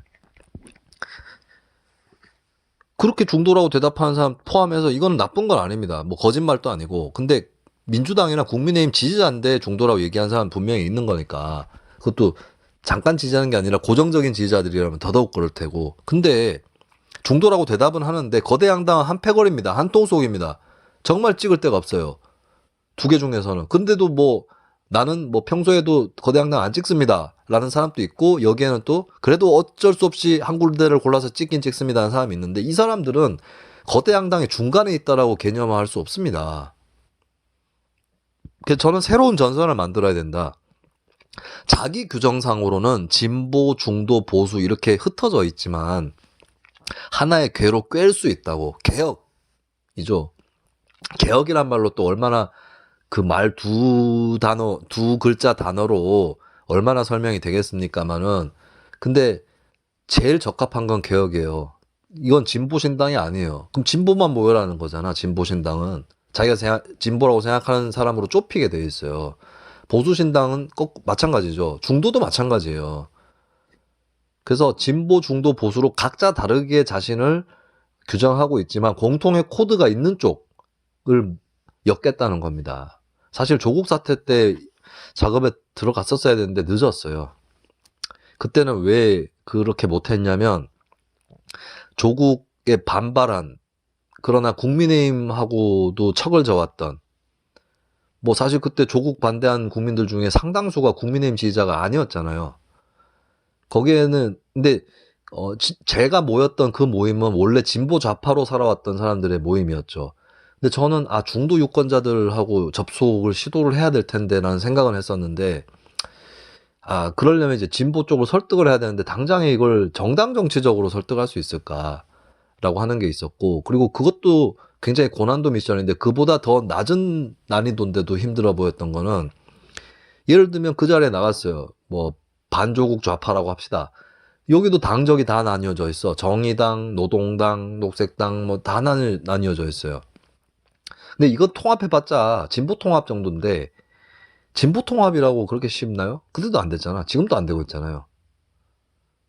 그래서 이거 뭐, 그리고 각자 있는 당은 나와가지고 다 우리끼리 뭉쳐서 뭘 시작해봅시다, 이렇게 얘기할 엄두도 안 났고, 그때 조국 사태 때 저한테 비아냥거리면서 댓글 달린 것 중에 하나가 김수민 정치 세력화 하고 싶지라는 댓글이 달렸는데, 하고 싶었어요. 예. 능력도 안 되고 기획도 안 되더라고. 기획조차도 안 되더라고요. 니들하고 싸우는데 뭐 그게 기획이 되겠어요? 그리고 총선은 바로 앞에 다가와 있는데. 그럼 제가 그때 바랄 수 있는 거는 이런 거였죠. 원래 있던 정당들이 좀 잘해라. 특히 제가 그때 잘해라고 좀 빌었던 게 정의당하고 바른미래당이었어요. 자, 민주당도 진짜 내부에서 소신 있는 사람들, 제정신인 사람들이 당을 바로잡아야 되는 거고, 그래서 제가 그때 민주당의 조금박해라든지 이쪽을 또 지원하는 스탠스를 취한 거 아니겠어요? 왜냐하면 새로운 정치 세력을 만들어서 뭐 어떻게 해볼 수 있는 게 잘 안 보이니까 일단 있는 놈들이 잘해야 될 거 아니에요, 그 당에. 그리고 국민의힘은 국민의힘대로 반성을 해야 되는데, 반성은 무슨 광화문 집회하러 갖고 덩달아 가지고 아주 지금 꼬라지 나오잖아. 국민의힘의 조국 사태 같은 일들이 지금 계속 일어나잖아, 국민의힘도. 그럼 내가 제3당이라도 정신 차려서, 그러면 중도 유권자들은 바른미래당이 열심히 해서 지지를 받고, 진보 유권자들은 정의당이 열심히 해서 지지를 받는 것밖에 하는 방법이 없다고 봤었어요. 그리고 그 연장선상에서 제가 지난 대선 때, 저도 진짜 지난 대선 때 그냥 아무것도 안 하려고 그랬어요. 특히 윤석열, 이재명이 그 정당의 변방으로 비치는 인물이었었죠, 옛날에는. 그래서 두 사람이 거꾸로 양당의 후보가 되면 거대 양당 체제는 아주 공고해질 거라고 생각했어요. 그게 제가 2021년 6월까지만 해도 그 생각을 갖고 있었습니다. 6월, 7월? 어쩌면 8월까지도. 근데 내용이 이상하고 점차 두 사람이 이상한 얘기를 하더니 결국에 사법 리스크 터지고 이제 본색들이 다 드러난 거죠. 그 덕분에 거대 양당 체제가 이제 동요가 좀 있는 겁니다, 국민 여론 사이에서는. 그런데 그러면서 제가 마지막 진짜 별로 준비가 안 돼 있던 상태에서 그 대선 앞두고 짜낸 게 뭐였냐. 심상정, 김동연, 안철수 모여라 했죠. 뭐 후보 단일화도 가정해볼 수 있는데, 근데 결과적으로 제가 후보 단일화로 결론 짓지는 않았었습니다만, 단일화 이런 걸 떠나서 모여가지고 토론도 해보고 뭐 합의도 해보자. 왜냐하면 거대 양당 후보가 저질이라 가지고 그냥 국민들한테 조금이라도 틈새를 주자. 이렇게 모여가지고 토론하면은 좀 새로운 맛은 없다 할지라도 내용 자체 컨텐츠는 완전히 다르다. 그래서 제3지대 연대를 얘기했던 거예요. 저는 제3지대라는 표현 잘 안 씁니다. 근데 제가 그때는 제3지대라는 표현을 썼던 게, 심상정은 진보고 김동연이나 안철수는 이제, 특히 김동연은 조금 더 뭐 민주당 정부 부총리도 했으니까 안철수보다 조금 더 오히려 중도에 가깝고, 안철수는 조금 더 보수로 보이는, 국민들 다 뭐 대다수 그렇게 여기고 있죠. 근데 이렇게 다른 후보들을 모으는 기획이었기 때문에 제3지대라고 얘기를 한 거예요. 근데 저는 지금은 제3지대라는 표현을 스스로 잘 쓰지 않고 개혁신당이라고 표현을 쓰는 겁니다. 자, 그 기획들이 다 안 됐죠. 다 안 됐으면 뭐 방법이 남아있는 게 별로 없잖아요. 거대 양당이 스스로 바뀌는 것도 나름 방법이고, 저는 양당제가 뭐 무조건 악이라고 보지는 않습니다. 다당제보다는 못하겠지만 양당제로도 그럭저럭 할 수 있으면 하는 거죠. 근데 되겠냐고, 이게 지금 거대 양당 내부 개혁이 되겠냐고요. 예? 심지어 내부 개혁도 새로운 대안 세력이 나타나야 애들이 충격을 먹든지 말든지 할 일이에요. 내가 봤을 때는 대안 세력이 유력하게 나타나도 거대 양당 정신 못 차릴 겁니다. 오히려 더 날뛸 거예요.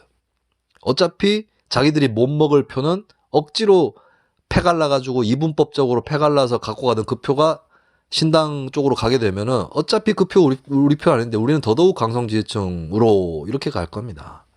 거대 양당은 지금까지 했던 꼬라지들 보면 일례로 국민의당은 이제 민주당 표밭도 잠식하고 저기 새누리당 표밭도 잠식했는데 국민의당 생겨가지고 뭐 경쟁이 제대로 되던가요?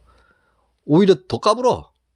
자유한국당 보세요. 바른정당 깨고 나갔는데 그럼 바른정당한테 개혁보수층 안 뺏기려고 우리가 개혁보수가 돼야겠다 이렇게 하는 게 아니라 더 까불어. 더 극으로 가. 예. 이 마저 심판해줘야 된다고요. 그냥 이건 다당제다라고 만족할 게 아니라 심판해줘야 돼요. 박살 내버려야 됩니다.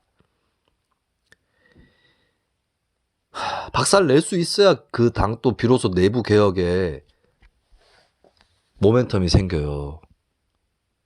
근데 내가 봤을 때는 그 모멘텀조차도 안 생길 것 같긴 한데 달리 선택이 없는 겁니다. 거대 양당 혁신이 가능하면 가능한 대로 불가능한다면 불가능한 대로 대안 세력이 있어야 된다. 뭐 다른 방법이 없어. 근데 자, 제가 개혁신당을 얘기하는 건 제 바람을 얘기하는 게 아닙니다. 제 바람은 열어놓고 볼 수 있어요. 저는 좌파 정당 경험도 있고 또 전통적인 좌파 진보 정당이 아닌 녹색당 경험도 했던 사람이고 지난 대선 때는 뭐 중도 보수의 일부 정치인들까지도 염두에 둔 제3지대 기획도 했었고 이런 상황이에요. 그러니까 여러 가지의 길이 있고 저는 보수신당의 경우는 제가 지지하지는 않을 겁니다. 좋은 개혁보수신당이라고 해도 그냥 그 당 자체는 의미가 있다고 계속 논평을 하겠고 설명하겠지만 그리고 중도정당인 경우도 제가 굳이 가지는 않을 거예요. 근데 진보신당이다라고 했을 땐 제가 지지할 수 있습니다. 진보의 원칙을 견제하는 민주당으로부터 독립적이고 정의당이 했던 오류들을 범하지 않는 그런 진보신당이라면 저는 할 수 있는데 제가 할 수 있는 옵션들은 여러 가지가 있어요. 근데 현실적인 것들을 감안을 하는 겁니다. 그리고 제가 중도신당이 아니어야 한다, 개혁신당이어야 한다고 얘기를 하는 것은 취향의 문제나 성향의 문제가 아니에요. 중도를 표방하면 집니다. 중도도 단일하지 않고 중도를 표방했던 정당들이 중도층에서 1등 한 적이 있나요? 그런 적도 잘 없을 거예요. 그러니까 저는 진보의 어떤 시민과 중도의 어떤 시민과 보수의 어떤 시민 이게 관념적인 매트릭스에서는 구분돼 보이지만 하나의 궤로 엮인 시민들이 있습니다. 이들 시민들끼리는 만나보면 잘 알 거예요. 대화가 잘 됩니다. 거대 양당 강성 지지층이라든지 거기에 힘없이 끌려가는 사람들하고는 차이가 있어요. 이 시민들부터 묶으려면 중도라는 말을 쓰면 안 됩니다. 차라리 옛날에 무슨 정치 세력들 등장할 때 이런 용어들 쓰기도 했었어요. 뭐 유연한 진보와 합리적 보수가 만난다. 뭐 이런 표현들 차라리 그게 더 나아요. 그게 더 나아요. 중도라고 표현하는 것보다. 왜냐면 이게 그래도 폭이 생기잖아요. 이게 어떤 면으로 보면 폭이 좁아요. 왜냐면 진보 다수도 아니고 중도 다수도 아니고 보수 다수도 아니야. 그 층이 설정된 층이. 근데 진보의 소수와 중도의 소수와 보수의 소수를 묶어가지고 다수를 만들어내는 상황이거든요. 이러면 완전 판을 달리 봐야 되는 거죠. 그럼 중도라고 하느니 차라리 유연한 진보와 합리적인 보수가 만났다고 얘기하는 게 더 나아요. 예. 근데 이걸 설명할 수 있는 게 개혁입니다. 개혁. 제가 사실 이 힌트를 어디서 얻었냐면 바른미래당이에요. 바른미래당 할 때 제가 한 게 아니고 이제 그들이 할 때 국민의당하고 바른정당이 합당하잖아요. 근데 뭐 신경전 벌어지는 거예요. 왜냐하면 국민의당 안철수 쪽은 중도 실용 뭐 이런 얘기를 많이 했잖아요. 중도 개혁이라는 얘기도 할 수 있는 거고. 자, 그런데 유승민 쪽은 개혁 보수라고 얘기를 해요. 근데 유승민은 보수 못 잃어 이러고 있고 안철수는 중도 못 잃어 이러는 거예요. 제가 그랬어요. 아니 양쪽의 공통 코드는 개혁 아니냐 그럼? 보수라고 중도라고 이런 얘기 하지 말고 실용 개혁이라고 하라고. 그러면은 조금 더 폭을 갖춰가지고 거대 양당 양쪽을 깎을 수 있다. 사실 그때 제가 얘기했던 게 내가 바른미래당이면 당명을 개혁당이라든지 혁신당이라든지 이런 쪽으로 간다고. 예, 거기서 그 생각을 제가 이미 뭐 6년 전에 한 거니까 남의 일 보고 한 거긴 하지만 5, 6년 전에 했던 생각이잖아요. 근데 내가 기획을 하는 건 아니죠. 제가 정치인은 아니니까 제시하는 거죠. 진단 전망 제시하는 건데 제가 얘기 드리는 게 사실 당명 자체를 개념뿐만 아니라 당명 자체를 개혁신당으로 하는 게 맞다고 봐요. 예, 그걸로 많은 게 설명됩니다. 왜 개혁신당으로 해야 되냐면 우리는 중간에 있는 자들이 아닙니다. 민주당과 국민의힘은 한 통속입니다. 이 얘기예요. 개혁신당이란 뜻은. 그래서 굳이 단면적으로 설명을 하더라도 좌우가 있고 그 사이에 우리가 있다 이런 식으로 비치면 집니다. 근데 이 우를 정의당 내의 정파인 세 번째 권력이 범한 거예요. 그 공동대표인 조성주 씨가 어디서 발표하는 화면을 봤는데 X축, Y축까지 그려놨더라고요. 근데 거기서도 또 O에 가깝게 이렇게 거기를 책임 정치라고 표현해놨어요. 책임 정치를 그렇게 표현할 필요 없습니다. 책임 정치는 중도여야 책임 정치인 것으로 보이잖아요. 근데 안 그래도 조성주 대표는 계속 중원으로 가자는 표현을 쓰고 있어요. 그 민주당 오른쪽으로 가자는 표현도 돌던데 그게 본인이 쓴 거라면 더 문제입니다. 언론에서 그렇게 그냥 자가적으로 만들어낸 표현이면 차라리 나은데 왜냐면 알잖아요. 민주당 오른쪽에 뭐 있는데 민주당 오른쪽엔 극우가 있는 거예요. 어? 민주당이랑 국민의힘 한 통속인 거고 좌우가 중요한 게 아니라니까. 좌우가 사실 선진국으로 치면 예를 들어서 복지 확대를 추구하는 좌파와 재정 건전성을 추구하는 우파가 있는데 이들이 결국 합의를 한 게 뭐예요? 복지국가하고 증세예요. 증세를 해야 건전 재정이 유지되면서 복지국가도 하는 거 아니에요? 근데 우리나라의 민주당 보세요. 빚을 좀 늘려도 괜찮다. 이러고 자빠졌고 자칭 우파라는 국민의힘은 재정 건전성 얘기를 하면서 뭐 재정 건전성 얘기만 해요 그냥. 그럼 뭐 어디서 줄일 건데 증세 안 하고 어떻게 할 건데 증세도 안 하고 부채도 없고 예산 구조조정 어떻게 할 건데 뭘로 할 건데 예산 구조조정 그래놓고는 윤석열 대통령 보세요. 현금성 복지는 뭐 살포하면 안 된다고 포퓰리즘을 그리고 자기도 부모 급여 늘렸잖아. 그럼 기준을 제시하던가 현금성 복지가 되는 건 뭐고 안 되는 건 뭔지. 근데 자기는 그 부모 급여 확대하면서 전 정권 탓이라고 이게 무슨 좌우의 문제인가요 이게? 예? 선진국은 좌파와 우파가 각자 성숙해가지고 합의를 이루는데 우리나라는 그게 안 됩니다. 그렇게 성숙하지도 않았거니와 좌우라고 할 만한 것도 없어. 그러니까 애초부터 이 합의가 아니고 이 개념을 탑재한 세력이 밀고 나가야 된다는 거예요. 그러면 졸라 민주당 국민의힘에 반발하겠지. 그럼 반발하면 뭡니까? 걔네들 한 통속인 거지. 노무현이 사실 이 그림을 만드는데 한때 성공했던 거죠. 노무현 탄핵 전후로 해서 대중들 어떻게 봤습니까? 민주당과 한나라당은 한 통속이구나. 이래서 한나라당 더하기 민주당 대 열린우리당 이 구도 된 거 아니에요. 물론 대통령으로 되고 이런 것들이 여러 가지 호조건일 수도 있고 악조건이 될 수도 있습니다만 그런 구도를 만들어 나가면 되는 거예요. 근데 왜 중도 얘기를 하냐고 중도 얘기를. 왜 내가 진보신당이 아니라 굳이 개혁신당이라고 얘기를 하겠어요. 그것은 중도 유권자들 중에 어떤 부류를 포괄하고 간다라는 건 분명히 하되 근데 사이에 있는 건 아니라는 겁니다. 근데 저는 세 번째 권력에서 나오는 얘기들 중에 동의하는 게 동의 안 하는 것보다는 훨씬 많아요. 그렇지만 그런 그룹일수록 이 전략들을 면밀하게 못 짜더라도 적어도 어떤 함정에 빠지지 말아야 된다고 봅니다. 그리고 금태섭 전 의원 얘기 나올 수밖에 없는데 제가 뭐 좌담에서도 얘기했지만 금 전 의원이 윤석열 캠프에 몸담은 건 오류였어요. 사실 금 전 의원하고 저하고 2021년 8월 말쯤이었던 걸로 기억나는데 만난 적이 있습니다. 그리고 금 전 의원이 저한테 이재명도 돕지 않고 윤석열도 돕지 않는다고 했어요. 이번 대선은 차라리 가만히 있겠다고. 차라리 그랬으면 모르겠어요. 근데 그 전에 서울시장 선거 때도 국민의힘 후보 지지운동했고 거기서부터 저는 삐끗했다고 봅니다. 어쩌면 민주당을 너무 빨리 탈당했을 수도 있어요. 차라리 신당을 만들려고 했다면 지금까지도 계속 민주당에 있다가 지금 탈당하는 게 낫다고요. 근데 그때 탈당한 건 뭘까? 조국 사태 때 탈당도 아니야. 그때 탈당은 뭘까? 그때 탈당 때부터 이미 국민의힘 쪽 가려고 하나? 그 독자적인 어떤 그 비전이나 조직 방안 제시는 없으니까. 그러다 결국에는 오세훈하고도 단일화를 한 것이고, 그리고 심지어는 국민의힘 그 유니폼까지 입는 우를 범했죠. 안철수는 안 입었잖아. 안철수는 안 입었잖아요. 국민의힘 점퍼 안 입었잖아. 근데 금태섭을 입어보라니까 덜컥 입어버리잖아요. 이렇게, 야, 정치 짬밥이 다르구나. 그걸 보고 그렇게 생각했는데, 그럼 서울시장 선거라도 독자적으로 가든지, 그것도 아니고, 대선이 부담스러우면 서울시장 선거라도 독자적으로 가는 게 금태섭의 숙제 아니었을까요? 설령 지지율은 낮겠지만, 근데 그때 또 마침 정의당 후보도 안 나오고 해서, 또 금태섭이라도 지지하자 이렇게 할 사람들이 있었을 거고, 뭐 1%는 안 나왔겠어요? 그거보단 많이 나왔겠지.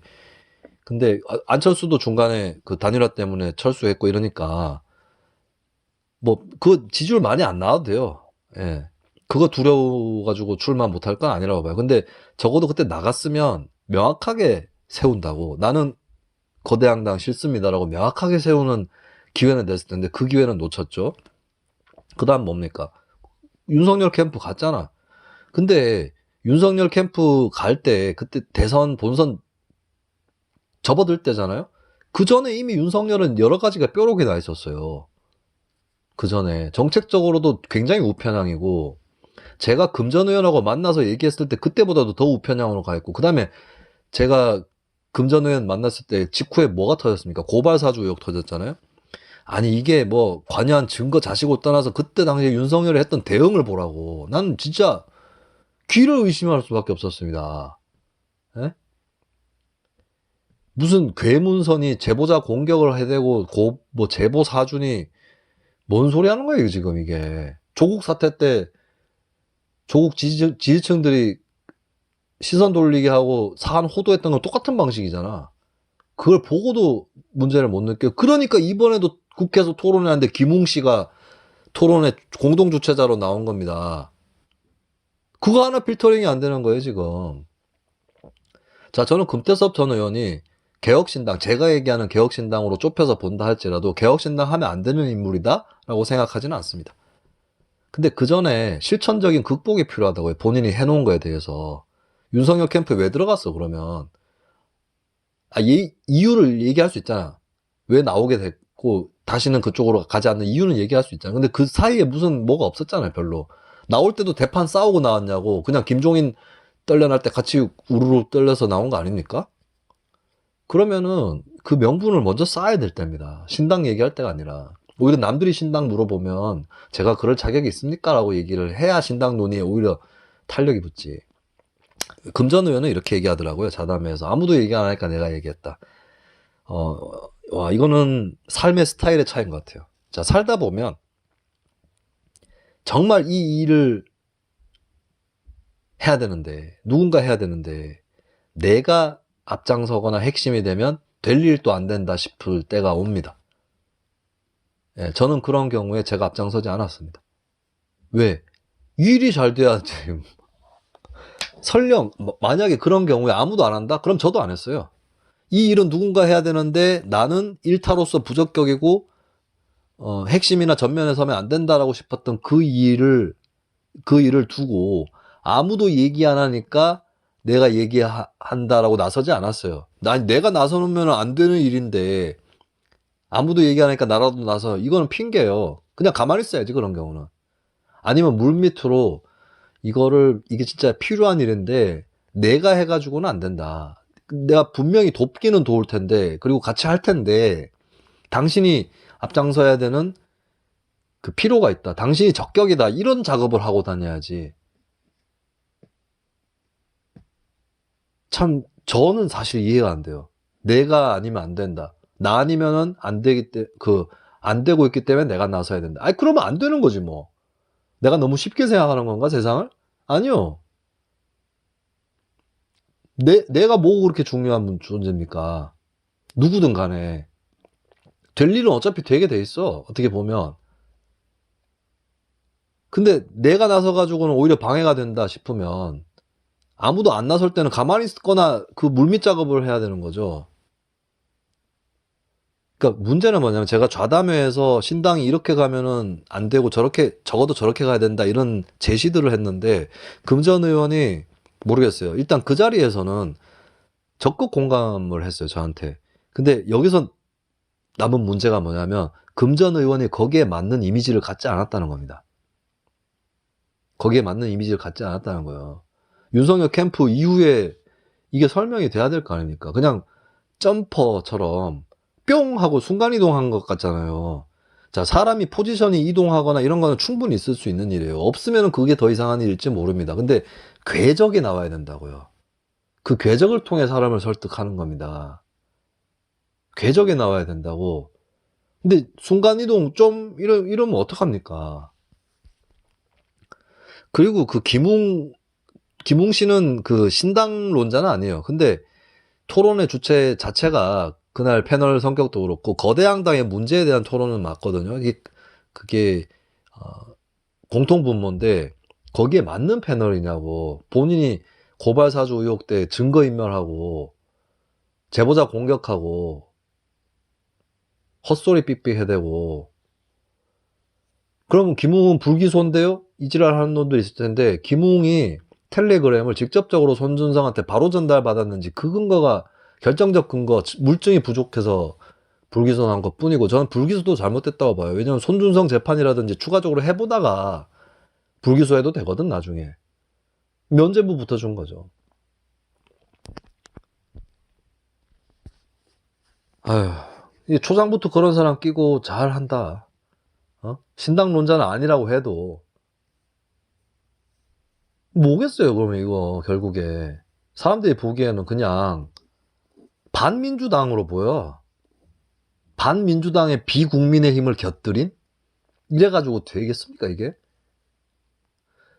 민주당 지지층 보면 그 체포동의안, 이재명 체포동의안 때나 대장동 의혹 때나 갑자기 급락할 때가 있어요.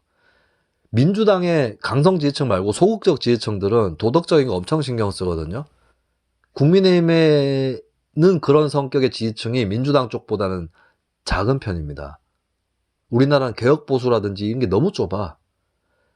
그래서 신당이 잘 되려면 이 구조상 민주당 소극적 지지층들이 많이 뽀개져야 돼요.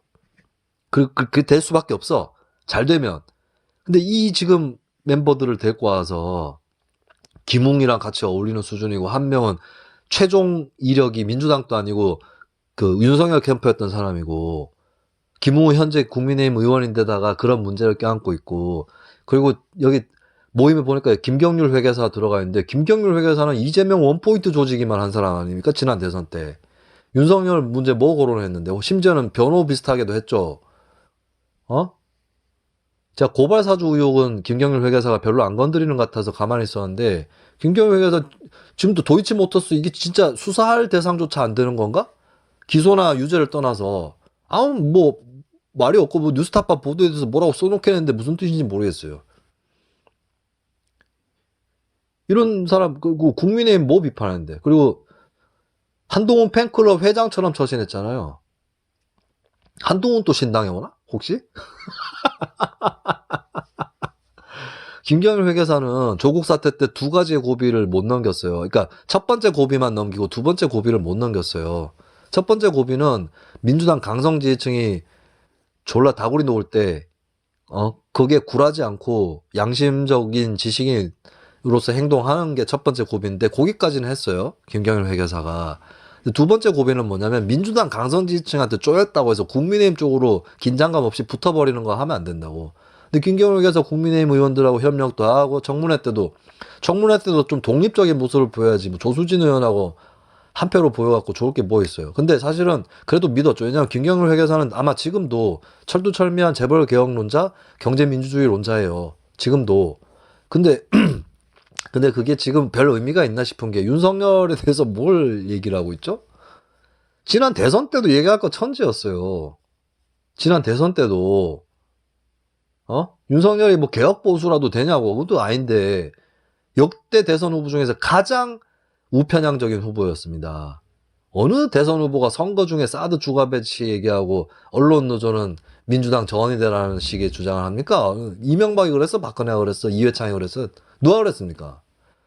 자, 그걸 보던 사람들은 또 일부는 선거니까 저러는 건데 대통령이 되면 좀 중용으로 들어갈까 웃기는 얘기 아닙니까? 지금 상황이 확인된 게 뭔데? 그럼 김경률 회계사 이거 왜 하는지 모르겠어요. 진짜 한동훈 신당 하려고 그러나? 결국에 김경률 씨 옆에 몇 명 좌파 인사들 더 붙어 있던데 뭐 했어요? 조국 사태 때 갇혀 있어. 조국 사태는 조국 사태로 끝난 게 아니에요. 조국 사태 말고 윤석열 사태도 있고 이재명 사태도 있고 김건희 사태도 있어. 조국 사태 연장이에요. 그건 다 뭐 했는데.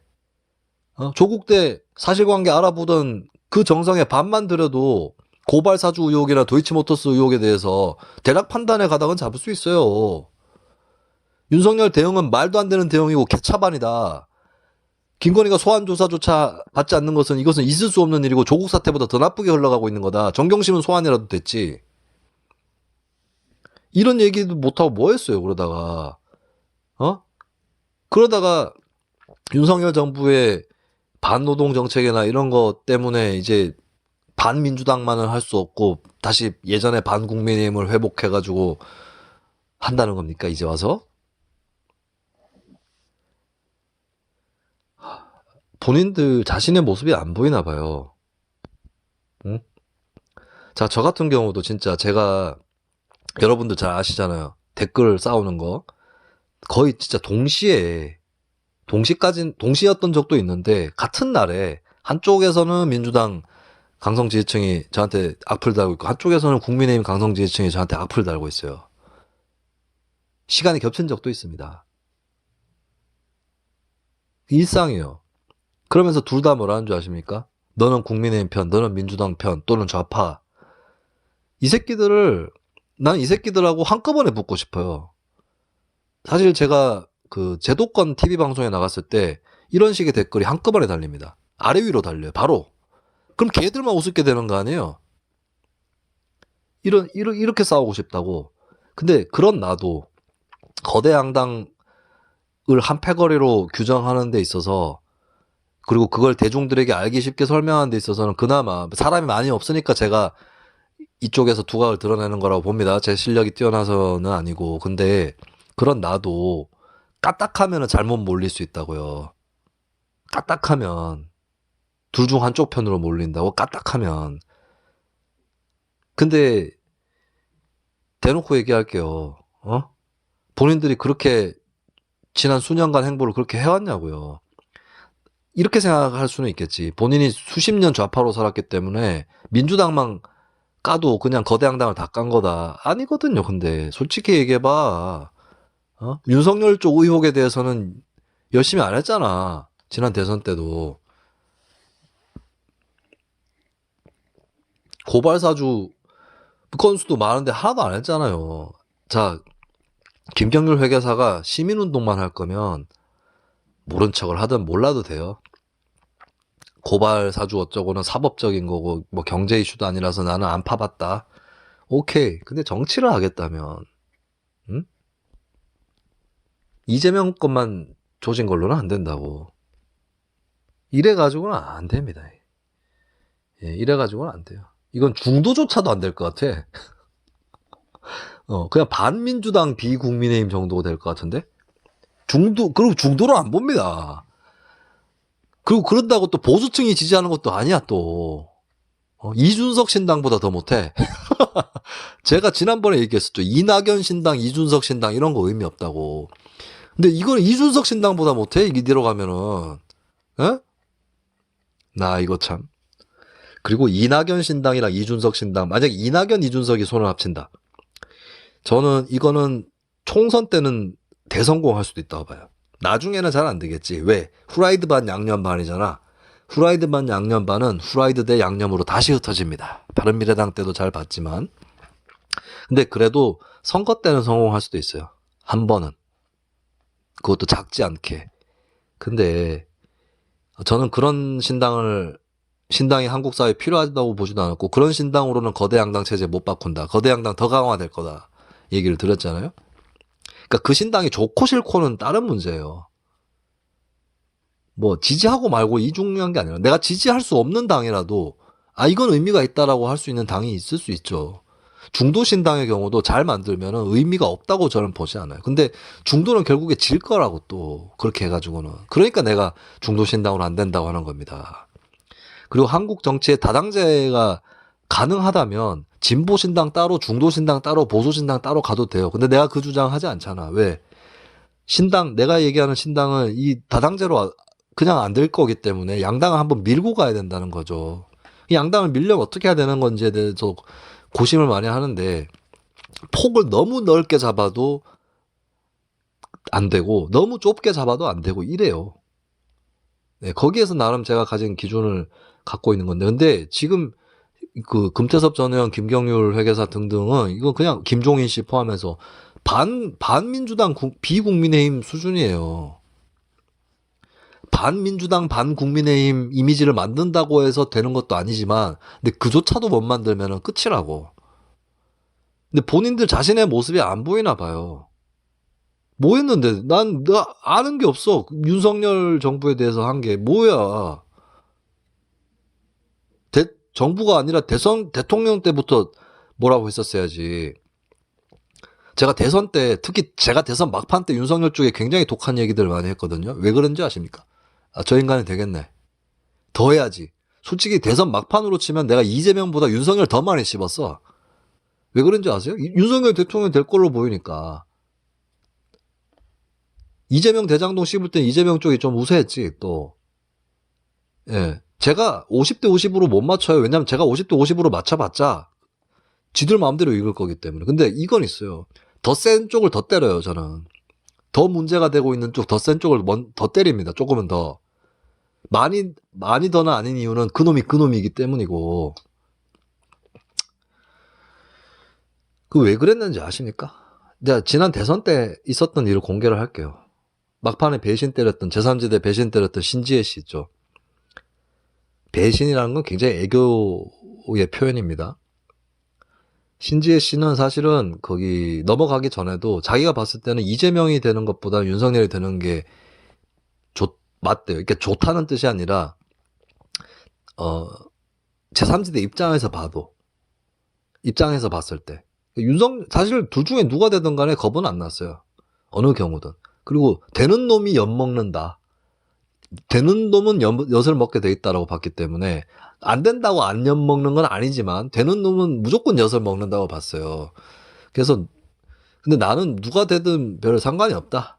뭐 감정적인 걸 떠나서 뭐 계산적으로 봐도 제3지대 입장, 물론 각각의 경우가 다르긴 하겠지만 누가 돼도 상관없다는데, 이제 신지혜 씨는 윤석열이 되는 게 낫다. 이거 윤석열이 좋다기보다는 몰라. 속으로는 좋다는 생각을 갖고 있었는지는 모르겠지만 정권이 한번 바뀌어야 된다는 거야. 그래서 그 둘 간의 어떤 의미 있는 차이가 있어서가 아니라 구도라든지 흐름 이런 것들을 종합했을 때는 윤석열 쪽이 되는 게 제3지대 유리하다. 이게 신지혜 씨의 판단이었어요. 근데 그렇게 얘기하진 않았지. 얘기할 필요가 없지. 왜냐하면 둘 중에 한쪽 편에 조금이라도 무게를 실어주는 걸 하기 위해서 제3지대를 한 건 아니니까. 근데 이 사람이 배신을 때리고 떠나갈 때 뭐라고 했냐면, 이재명이 대통령 돼도 좋냐라고 했어요. 그래서 내가 윤석열이 되면 뭐 좋냐고 그럼. 그렇게 얘기했습니다, 제가. 그리고 제가 이 얘기를 했어요. 자, 설령 그렇다 치자. 윤석열이 되는 게 제3지대 더 좋다고 치자. 근데 그걸 왜 네가 해야 되냐고 제가 그랬습니다. 당신이 왜 그걸 하는데. 자, 사람은 자기 자리를 지켜가면서, 그리고 포지션 이동을 하더라도 그 설득력이 최대한 있을 수 있는, 그리고 자기 자신이 납득이 가는 그 궤적을 그려야 되는데, 신지혜 씨도 순간이동 점프한 거 아닙니까? 네? 그런 사람들이 꽤 있었던 것 같아요. 김경률 회계사도 그렇고. 윤석열 내가 그렇게 지지하진 않지만 이재명보단 낫지. 윤석열이 이기고 말고는 윤석열 지들이 열심히 잘해가지고 할 일이지. 그게 뭐 힘을 실어주는데. 그 덕분에 엿먹은 거지. 사실은 이재명이 대통령 됐으면 김경률 회계사 더 수월했을 겁니다. 이재명하고 민주당의 뻘짓거리들이 더 두드러졌을 거 아니에요. 그럼 해왔던 대로 계속 쳐도 되지. 응? 오히려 정권이 윤석열로 바뀌어버린 게 김경률 회계사 같은 사람들이 시험대에 선 겁니다. 바로 보여줘야 돼. 그러면 윤석열에 대해서도 문재인, 조국, 이재명한테 했듯이 보여줘야 된다고. 그리고 그 보여주는 게 정권 출범하고 나서는 좀 늦어요. 특히 지금처럼 지지율 낮을 때 하면 건 늦어요. 윤석열이 졸라 잘 나갈 때 하든가, 아무리 늦어도 지난 지방선거 때 국민의힘이 승리한 직후부터 하든가. 그보다 훨씬 좋은 거는 대선 때부터 치는 겁니다. 대선 때부터 쳐야지. 뭐 대통령 시켜놓고 나서 치는 게 무슨 그게 궤적을 그리는 겁니까? 근데 대통령 되고 나서도 별로 안 쳤잖아. 금태섭 마찬가지고. 근데 이게 무슨 신당이에요? 이거 혹시 몸값 올려가지고 국민의힘하고 합당하려는 겁니까? 그런 거예요? 혹은 국민의힘하고 합당하는 척 하면서 민주당 쪽에게 야 우리 몸값 센데 하면서 민주당하고 합당하는 건가? 거꾸로일 수도 있지. 민주당이랑 합당하는 척 하면서 국민의힘 쪽한테 야 우리 저쪽으로 갈 수도 있는데 니들이 우리 끌어당겨라. 제가 이 얘기까지 왜 드리냐면 이 의심이 안 나오게 할 수 있나? 현재 상황에 이 사람들로 안 나오게 할 수 있냐요? 이런 의심이 안 나오게 할 수 있냐고.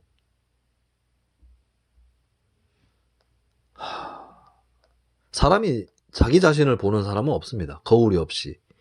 그렇기 때문에 객관화는 언제나 어려운 일이에요. 근데 이 정도는 보여야 되는 거 아니에요? 나는 살면서 트집을 많이 잡히기 때문에 심지어는 내가 트집 잡힐 거라고 예상해 놓은 것들 중에 트집이 안 잡힌 것들도 많아요. 예, 5만 가지 것들이 다 예상이 되어 있습니다. 트집 잡히는 게. 근데 저보다는 좀 편하게 사셨나 봐. 이분들은. 예? 아니면 좀 너무 이렇게 무감하시거나 그런 것 같습니다. 자, 신당 해야 되는데 좋은 신당, 의미 있는 신당, 그리고 현실적으로 성공할 수 있는 신당이어야 하고, 그리고 거기에 신당에 부합하지 않은 이미지를 본인이 갖고 있는지 돌아보고, 설령 부합하더라도 부족한 부분이 있으면 극복하려고 해야 돼요. 그게 먼저입니다. 내 정치 안 하잖아, 나는. 왜? 인간적으로 별로잖아요? 그러니까 정치 안 하잖아. 그 자꾸 착각하는 사람들이 있는데 호불호를 얘기하는 직업이 아니라고. 직업도 아니고 내 자신이 별로 그런 사람이 아니에요. 잘 될 수 있는 거를 최대한 찾아서 제시를 하는 거고 내가 계산이 틀렸을 수는 있겠지요. 근데 이게 뭐 이거 아니면 다 싫어요 이게 아니라고. 좀 좋고 싫고 따지고, 아니 좋고 싫고로 치면 내가 정치 얘기 안 하지 그냥. 뭐하러 얘기해요. 나 지금 당장에 다다음 달에 놀러 갈 일정 잡고 이걸로 살아가요. 그간에 무슨 낙이 있나? 정치 얘기 뭐하러 하나? 이게 강성지층이나 인터넷에 댓글 달고 자빠진 사람들 특징이 뭐냐면 지가 그러니까 남들도 그런 줄 알아. 니네가 매사에 선악구도로 대하니까 내가 이거나 아닙니다라고 얘기하는 게 다 악이라 가지고 아니라고 얘기하는 것처럼 들리겠지. 예? 내가 뭘 하자고 얘기하면 김수민은 저게 선이다, 절대 선이라고 생각하고 있어. 그 네가 평소에 그런 패러다임을 갖고 있었으니까 당연히 네 패러다임에서는 그렇게 보이겠죠. 근데 나는 이런 조건을 갖추어야 되고, 갖춰도 안 될 수 있는데 갖춰야 된다 반드시. 거기에 따라 가지고 필터링 하는 것 뿐입니다. 그래서 걸러지는 사람이 많으면 그건 어쩔 수 없는 거지요. 그리고 그러다가 아무도 없으면 안 되는 거지요. 그러면 이런 결론을 내리면 되겠죠. 거대 양당 체제가 이렇게 최악인데도 유지되는 거는 그 최악을 뛰어넘는 차악도 없기 때문이다. 우리 모두가 잘못한 것이다. 이 결론이 내려지겠지요. 이미 그 결론으로 가고 있어.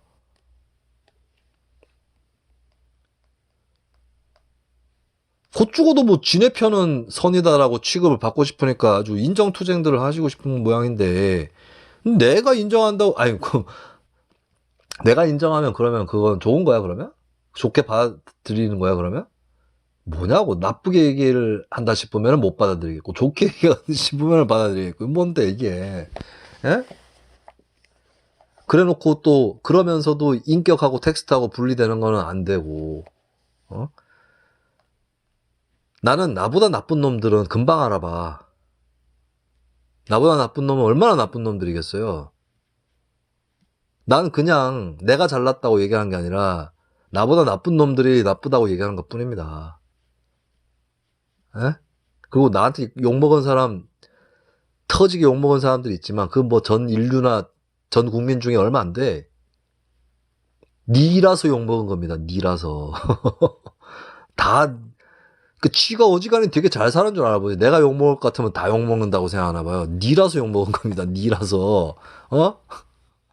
내가 어처구니가 없어서 내가 신당 논의하다 또 스트레스 받아요. 아니 해보시라고 그냥. 잘 될만 하면 잘 될 사람들이 모여서 잘 될 것이고, 못 될만 하니까 또 이런 일이 벌어지는 건데, 그냥 해보면 알 거 아닙니까? 그러면서 또 나보고 하라고 하지는 마요, 또.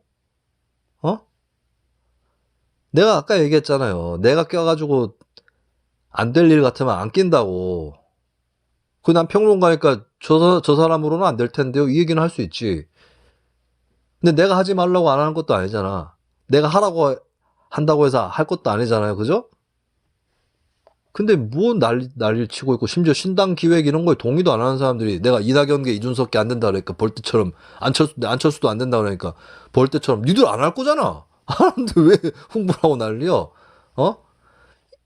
이런 경우가 제기되고 있는데, 이런 경우는 이렇게 저렇게 될 것이다 하면서 설명으로 하면서 거론이 된 거고, 그거 거론돼 가지고 무슨 기분 상할 것 같으면은 정치에 관심 꺼라. 그냥 제발 좀 꺼라. 정치에 뭐 도움이 된다고? 너한테도 도움 안 되고 세상에도 도움 안 되고 아무한테도 도움 안 되는데 왜 합니까? 어? 야, 이상한 사람들. 이런 사람들 실전에 가면은 아무 쓸모가 없어요. 동네에서 서명운동 받아도 이 사람들은 안 나타나거나 판을 어지럽히거나 서명 한번 받아보고 뻗어가지고 나타나지도 않은 사람들이. 그래서 이 정치가 풀뿌리 현장이 중요한 게, 풀뿌리로 어떻게 세상을 바꾸겠습니까만, 풀뿌리를 경험해본 사람이 많아져야 거기서 진짜 참 일꾼이 나오고, 안 될 놈은 안 된다는 게 나오는 거예요. 근데 그런 검증이 없으니까 뭐 되겠어요. 맨날 뭐 유튜브에서 확인되지도 않은 거, 사실도 아닌 거 떠들어대도 조회수만 높으면은 짱! 먹고 뭐 알아서 하세요. 그런 세계에서 니들이 잘나셨습니다. 니들 윈이야. 근데 알아서 하시고, 나는 얼마 안 되는 가능성 그나마 보고 있는데, 그 가능성 더 줄이지 않으려면 느슨하면서도 엄격한 잣대를 갖고 있어야 돼요. 잣대가 좀 느슨할 경우는 적용은 엄격해야 돼. 예? 왜냐면 처음부터 꼬이면 다 틀려 먹은 거예요. 거대 양당은 아무리 나쁜 짓 해도 유지되지만, 신당은 처음부터 꼬이면은 이거는 답이 없습니다. 뭐 뻔히 모릅니까 이거? 아까도 말씀드렸지만, 너무 소수의 사람들만 담으려고 해도 망하고, 너무 다수의 사람들로 뻗으려고 해도 망한다고요. 이 어려운 건데, 그 어려운 거를 하려면 시험대들을 통과한 사람이 해야 될 거 아닙니까? 이게 어려워? 못 받아들일 이치야? 이치 자체가? 예, 저는 여기서 마치겠습니다. 어휴, 내가 진짜 한숨이 나온다. 한숨이 나와. 될 대로 되겠지요. 될 대로 되겠지요. 뭐. 네. 마치겠습니다. 고맙습니다.